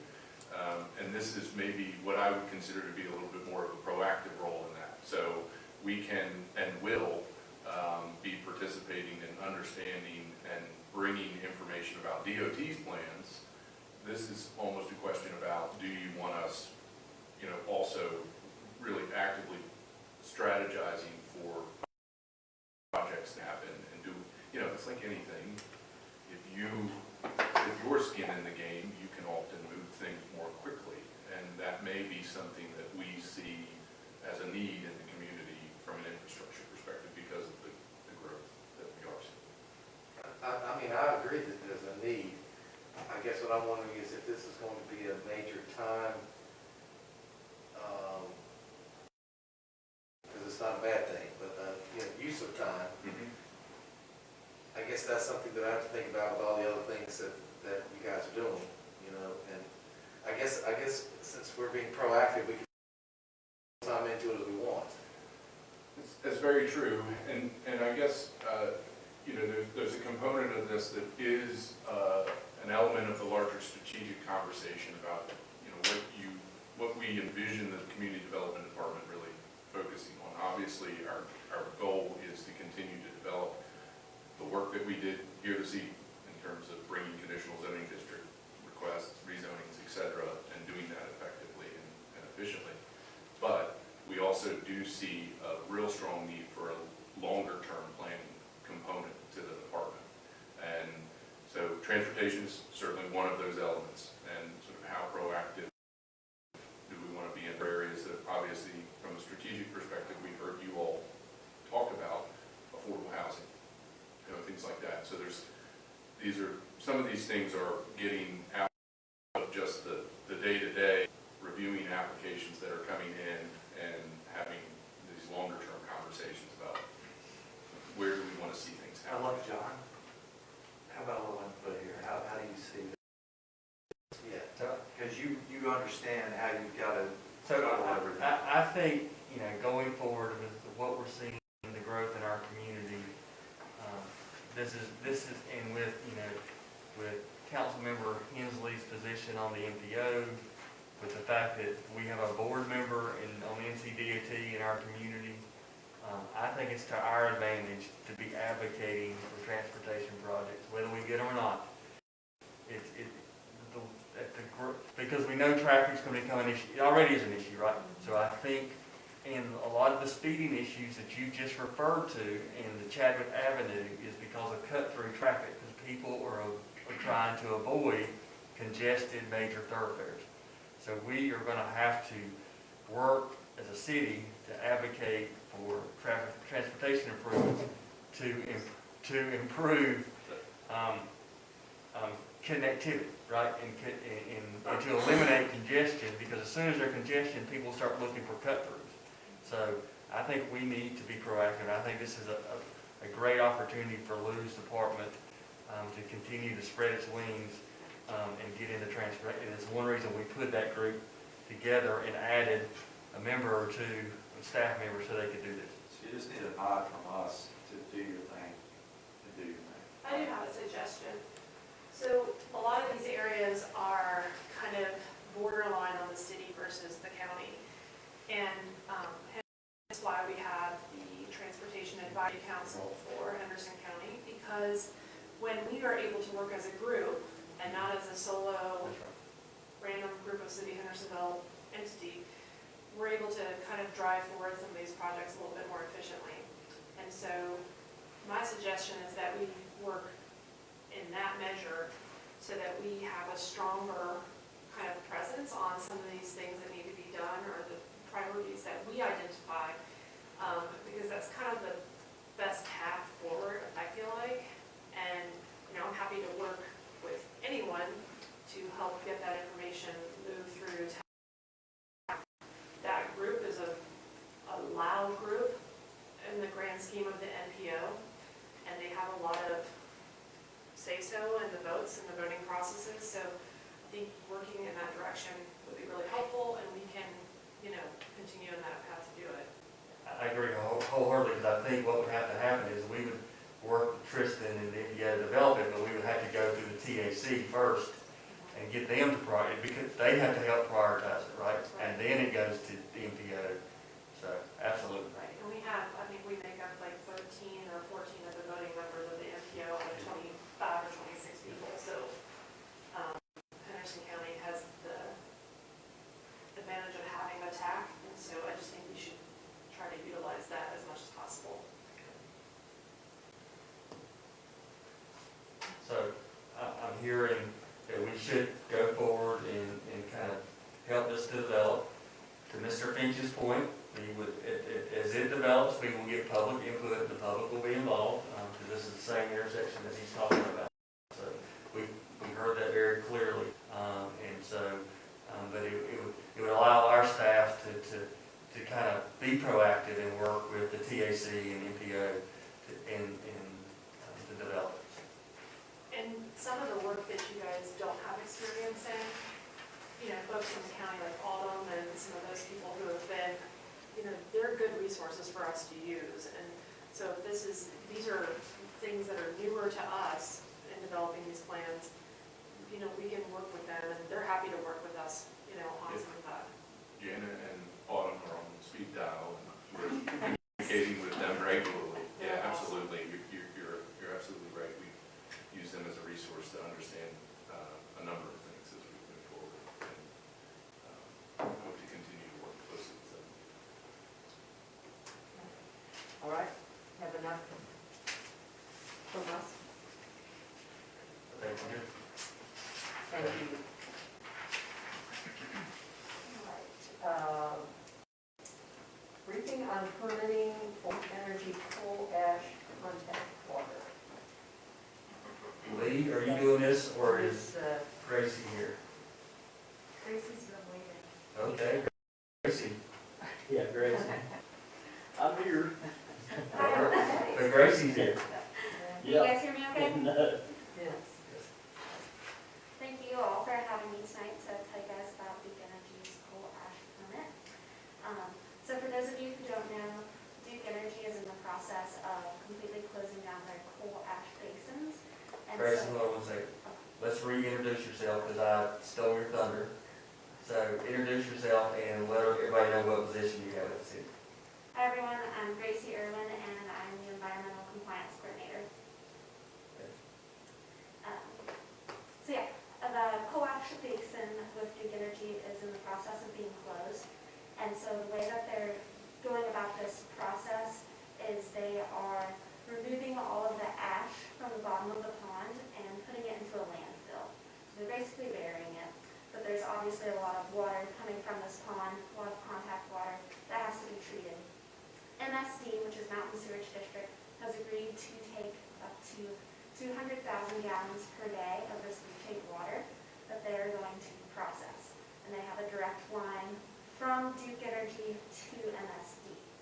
We come into play here because the state of North Carolina has required to have a contingency plan in the event that they are unable, in the event that MSD is unable to handle all of the contact water, or if there's just more than they were expecting, or if something happens and they just need some backup. That's where we come into play. So what we have agreed to do is we will take any excess of 250,000 gallons of this leachate through a pump and haul process. So this will be like a septage hauler type process, if you will. So we're going to charge our $60 per 1,000 gallons of leachate. But with that being said, we have reviewed all of the chemical analysis from the leachate water. That includes myself, Lee Smith, Utilities Director, Garrett DeMoss, and Scott Chavon, who's not retired. But we did not see anything in this leachate that was strong enough to cause any concern. We feel very confident that we will be able to take this leachate water and process it effectively while continuing our day-to-day processes.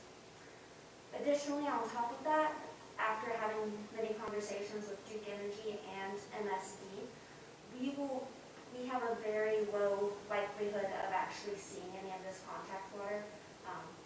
We're the backup plan. We're here just in case, but it's very unlikely that we'll actually be processing any of the water. The project duration is 1 year, so we have given them a permit that goes through the end of this year, and then we'll renew it again next year to go through August of 2022. So they should be finished within that time frame. And there's also a purchase order that's in the process of review, and this purchase order is for 500,000 gallons of leachate for us to process. Any questions?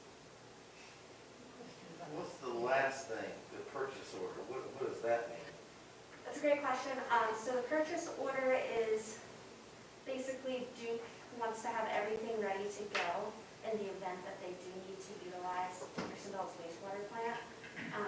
So it's basically like, kind of like paying in advance. So prepayment. Ah, It's like a okay, prepayment. okay.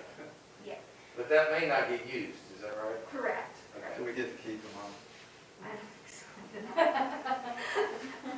I don't know, it's still in review. I have another question. Yeah. I think the term you used is leachate. Mhm. So is leachate pretty consistent? Like no matter where you're getting it out of the coal ash pond, is the consistency pretty much the same? Because you said you've tested it, but it doesn't change as the process goes on as far as having more. That's a great question. So Ash what's or been don't get tested is the contact water. Mhm. I wasn't in charge of that testing, so I don't know where in the water column they took that. I would hope that they took full samples throughout the water column and Okay. throughout the lake. I could find out for you how they did the sample. I just was wondering if agreeing to this, if what we've tested is exactly what we're going to get. Another thing that will happen is we will continue to test as we receive it. So we're not going to receive something blind.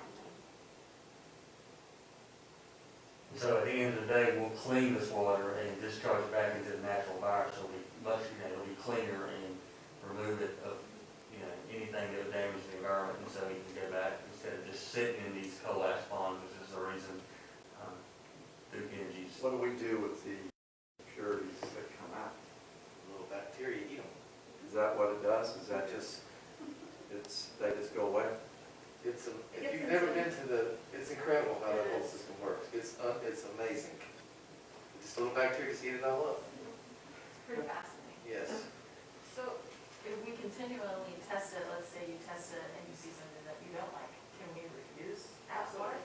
And at any point, if anyone from the wastewater plant feels that taking this leachate is going to throw off our system, we have every right to say no. Cool. Other questions? Thank you. Thank you, Chris. I have a question. Do you work just with water and sewer, or do you work with all parts of the city? Just water and sewer. Okay. Except she's getting ready to take over as our lead staff person for the ESB. So Mike Huffman will be shifting his role to the Stormwater Advisory Committee. And so Gracie has an interest in sustainability. And so we've drafted her to help staff. She'll be phasing in to work with the environmental sustainability. All right. Thank you. Thank you. Next, special event, Smithy Scavenger Race. Mayor Volk, member of City Council, this has Lou's name on it, but I'll jump on and take it because I forgot to tell him we moved it off the consent agenda.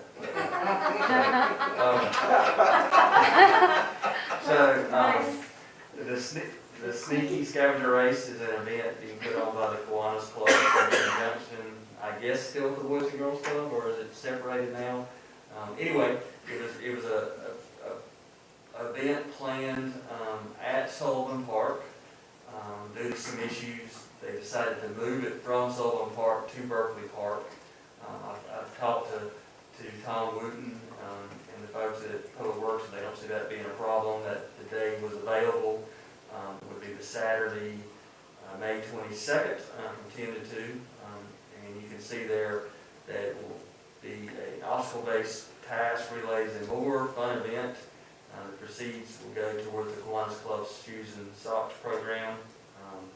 Our special event committee had previously approved it, but since they changed locations, we wanted to publicly announce that we were changing locations and ask City Council to approve this event being held at Berkeley Park instead of Sullivan Park. So I know Councilmember Simpson is directly involved, so I don't know if she has anything else to add. Otherwise, I stand by and answer the question. Any questions? Do you need a baseball field to do that? No. Just No one will be on the baseball field. Okay, I just asking. Sorry, John already asked me that. Except for maybe for the bathrooms, we'll be using the bathrooms. I think is what we had decided. But so there was concerns about parking at Sullivan Park, and also too, I drive by there almost every day to get coal for the Boys and Girls Club, and there are always folks at that park. It is always busy. And so I really just didn't want to displace the folks that use that park on a daily basis. And so we felt that Berkeley Park would be a better location for the event.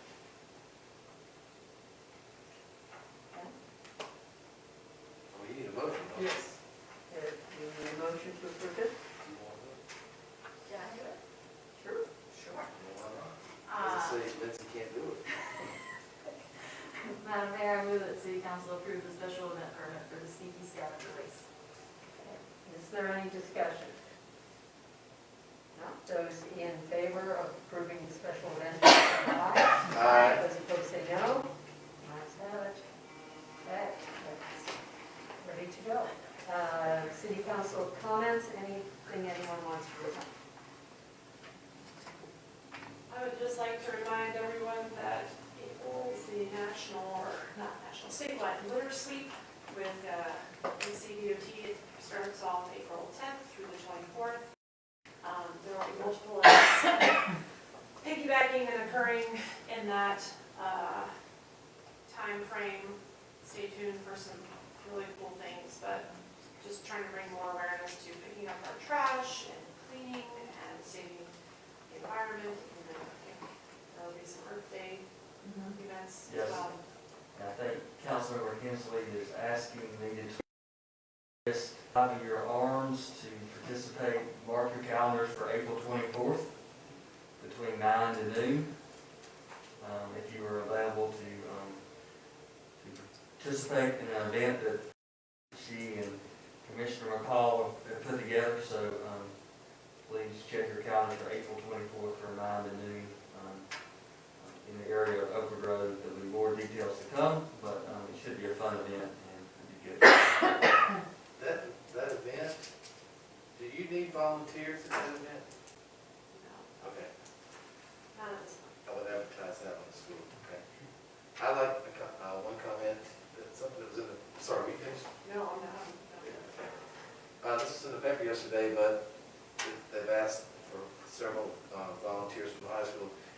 Saturday, April the 10th, the tree board is planting trees in Green Meadows, and they have 8 homes that they're going to be planting trees, so if you're interested, 10 to 12, and meet at, oh goodness, I forget where in Green Meadows, but I suppose just look around where the trees are, and they're going to plant trees from 10 to 12 on April the 10th. Right. I think to piggyback on all of this, the ESB is planning a couple of different things for Earth Day, which we're deeming Earth Week. So there'll be some social media posts like last year, but then I think we're also going to participate in the litter sweep that Jennifer was talking about and do a couple other litter sweeps around the city during that week. So stay tuned for those. Jerry, what time did you say? 10 a.m. Debbie Roundtree's in charge of it. Thank you. Anything else? If not, city manager's report? Yes, ma'am, it will be held, doesn't really give me an address, so. I can look that up, just not have one. It just says the neighborhood, so it doesn't really give me an address, so it's in the neighborhood in Green Meadows, so. I'll leave it. City manager report, we handled the litter sweep. City surplus are included just as a matter of information that we surplus this past month, so that is attached for your information. And can we go back to dark skies for a minute while Lou is still here? So guidance for staff. My understanding that dark sky ordinance revisions is a priority for council. Typically, we would take some time, move, wheels of government grind slow, they grind fine, right? So typically, we would take some time and go out and get public comment from the public, which I heard May and June is when you want this to come back, but we would typically probably take this and take a little bit longer. Would you rather us bring you something without, and let you do the public involvement at the city council level, or, so give me kind of direction as far as expectation. How much public involvement and direction do you want us to go, or you just want us to get something and we'll bring it to council and we'll just notify people they can come to public hearings and those kind of things? We've been talking about this at least 6 months, haven't we? Yeah. If not longer. When does the business advisory board meet? So they meet quarterly, and so they would meet, they're supposed to meet this month, which we wouldn't be ready, and then they would meet again in July, I think. Is that right? Yeah, it'd be July, I think. So we definitely could get it in front of the Chamber Public Policy Committee too, once we had it developed, but they meet toward the end of the month. I mean, it's still going to have to go through several processes. I'm sensing that sooner is better than later, so that's what I'm sensing. The thing that, we're not putting some super expensive imposition on. What I'm gathering, there's not a lot of difference in pricing. Well, that's one of the things we're absolutely going to give you some true comparisons of what, so. But the other thing is we keep adding it to every one. So it seems to me, whether we do this or not, functionally, we are making it part of the ordinance. But are we adding it only because that's the only thing we know about right now, or because there are a lot of other communities in the U.S. that have light pollution ordinances? that are not dark sky compliant. And they have taken, I think since I've read several ordinances on the lumens and the lights and the angles and everything like that. So, you know, is it like that we have to have this name, or need to have an actual ordinance that supports reduction of light pollution? Dark skies has been around for a while. It's got a good history. It's got great examples of what qualifies in so many different areas. That's why you find it picked a lot. I don't know the answer to your question. It's a great question. I don't know the answer to that. So Lou, why don't we, if y'all can stomach this, my proposal would be that we came to you with some research and some options at your May workshop meeting, which is just, I mean, it would not have gone through the planning board and everything like that, but just variety of options, variety of ordinances. We would do the research and be at your May workshop meeting and go to present all the options related to dark sky, looking at cost, and then also what the options are, and also looking at other potential light pollution ordinances that may be out there. Give you some options that y'all can talk about and give council direction at your, just knowing where we are. So, To be a name dropper, Jeff. We may be able to at least have a conversation with the planning board, because I know Matt has a city of the planning board pulled together to review an initial discussion. So I don't know that they'd be ready to something that would then come to council in May, but certainly could have a reviewed presentation that Matt could provide in May. I have a question. We keep adding, this has to be dark sky compliant. We have that little picture there with all those light fixtures on it. Basically, we're saying to them, you have to pick your light fixtures from these right here. Is that what we're saying to them? I think it's more about the type of light fixture. That's what I mean. I meant, right. I guess. What Yeah, do we make? there's a criteria The bulbs and that Right. is And so that is written. it's the dark sky compliance. on the dark sky website. It is, in large part, and so that's the thing that we are wanting to specify that via ordinance. The other thing that's important to note is that it's only currently being applied to CCDs. There are no, we do a standard rezoning or any kind of site plan review that doesn't meet the CCD requirements. So they go to the website and figure out what they're supposed to do. Or we go to the website and tell them what they're supposed to do. Right. Yeah, I got it. So, and if somebody changes that website, then it changes. So ultimately, what I would recommend is that you pick and choose from that what you like and then make it standard. Don't just use the term dark sky compliant. You know what I mean? Because that could change, it can make different things to different people.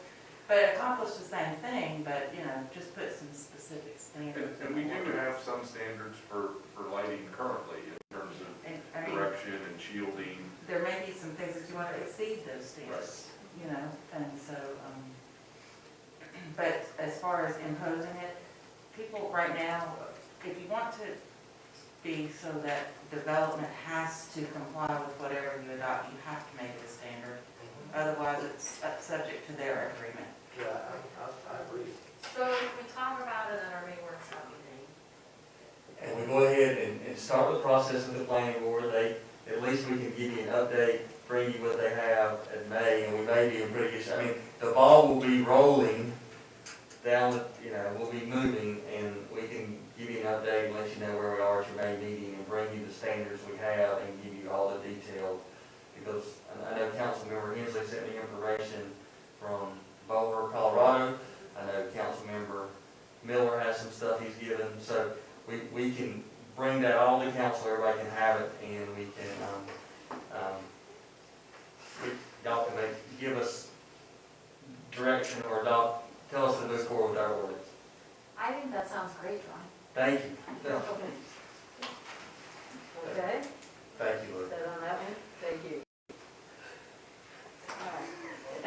this is why I we think haven't been that's able to the service each conversation other. going. This is why. All right. We like Walter. Anything else from the city manager? No, ma'am, I have talked enough tonight. Okay. You've gone a little loopy. I will have something on the board of commission, sorry. Okay, Reese, are you going to cover our appointments for board and commission? Okay, now, Mayor.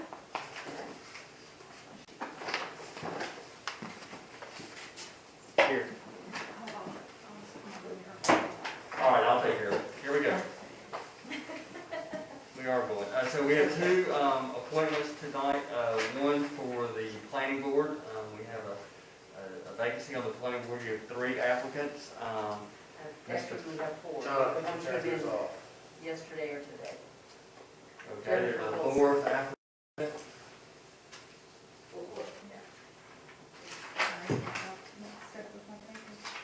Jennifer Wilson's name. Okay, Jennifer Wilson has applied for the planning board, and then also Michael Phelan, Bob Johnson, and Frederick Nace have applied. So we have 3 applications for the planning board, and then we still have only 1 application for the tree board, and that's Andreas Crawford. And we also have an application from Heather Gray that has no preference.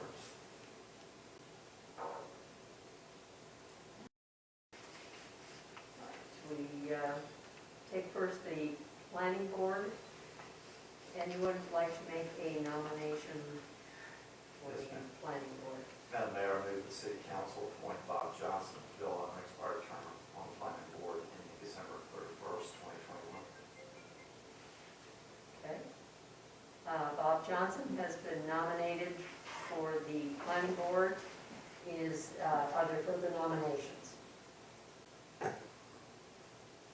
Not. Those in favor of appointing Bob Johnson to the unexpired term on the planning board say aye. Those opposed say no. Ayes have it, and Mr. Johnson has been appointed. Thank you. Tree board, would anyone like to make a nomination? I move that the city council appoint Andreas Crawford to fill an unexpired term on the tree board ending December 31st, 2022. Andreas Crawford has been nominated for a position on the tree board. Are there further nominations? Not. Those in favor of appointing Andreas Crawford to an unexpired term on the tree board, say aye. Aye. Those opposed say no. Ayes have it, and Andreas Crawford has been appointed to the tree board. We have one more announcement you want to Yes, make? I just notify the city council that Charlie Bird is stepping down from the ABC board. And so we'll have a vacancy on the ABC board. One, we'll have to appoint a chairman, and then also, if you appoint a chairman from within the board, then you'll have to appoint someone to fill a vacant seat there, so. Is there a need to appoint a chairman in the interim before we actually get a new board appointed? Do they need a chairman? It doesn't expire, this month or last No, month? Charlie resigned. He's resigned. But I thought he was finishing like a month or something, or His doctor told him no more. to like, So, I mean, we will have an application. Typically what you do is we did receive an application today from Chuck McGrady, but typically you make the announcement at one meeting and appoint at another. yeah, I'm just saying, do they need to appoint one of the remaining 2 to the chairman role? Do they need a chairman even though there's just 2 people? Yeah. That's So my question. They have not corresponded with me, but yes, I mean, that is your prerogative. I don't know that person's name, so. The reason, Charlie Bird talked to me and said, and I can't remember the lady's name that's on the board. She's been there the longest, and there's a new member. And he recommended that if there is at all applicable to this with his resignation, and I'm just throwing it out there. I'm looking for direction, I don't know what to do. Do we have want to. Maybe that we don't already. I I'm think just- everyone's looking it up. Somebody can look it The up. city clerk is We looking it probably up. could look it up, yes.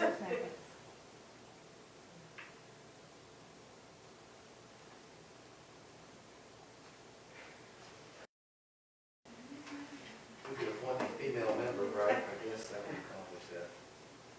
Be nice, Evan. Yeah, I think we're better than that.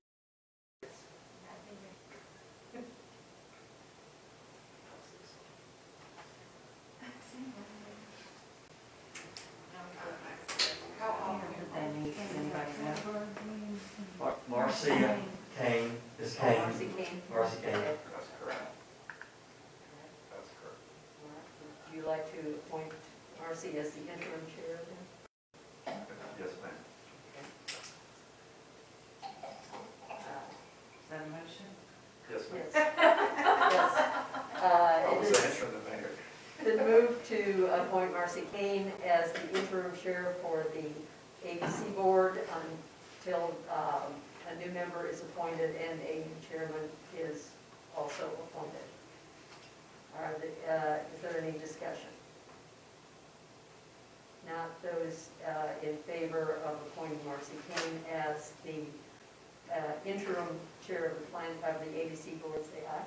Aye. Those opposed say no. Ayes have it. Okay. Very good. Thank you for bringing that point up. They probably won't have any business in the meantime, but they're good. You do what? Okay?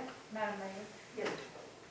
you have other vacancies that are upcoming, and there'll be an advertisement on our website soon. You will have Board of Adjustment, there's a current vacancy of a city seat, and a county vacancy for someone who resides in the county. We have those that are currently open and have not received applications. Business Advisory Committee will have some openings. Your Downtown Advisory Board has 2 vacancies that we did not fill. One is a 7th Avenue MSD stakeholder, and the other is a member at large. The Environmental Sustainability Board, we'll be looking at an update to their charter. We've received some applications, but that will appear. There's some vacancies on your May meeting. The Housing Authority Board, you will have 2 vacancies to fill, Madam Mayor. The TDA will have a vacancy. And there's 2 new boards that are being proposed, a Diversity and Inclusion Committee and a Stormwater Advisory Committee. And we're going to go ahead and build the applications for those to allow folks to apply for your consideration. Okay. We have lots of positions for people to get involved. Yeah, the TDA one, is there a time frame, or we basically replacing mine, or? That is I looked it up, that is typically a staff appointed seat. Right, but I'm saying, is there a time frame we're supposed to choose somebody? At your June meeting. Okay. All right. So if folks will get on the website or phone, and we can always mail you an application or come in and just went up. Brian, I didn't understand you. Were you waiting that you wanted to be reappointed? Thought you were waving in excitement to come back.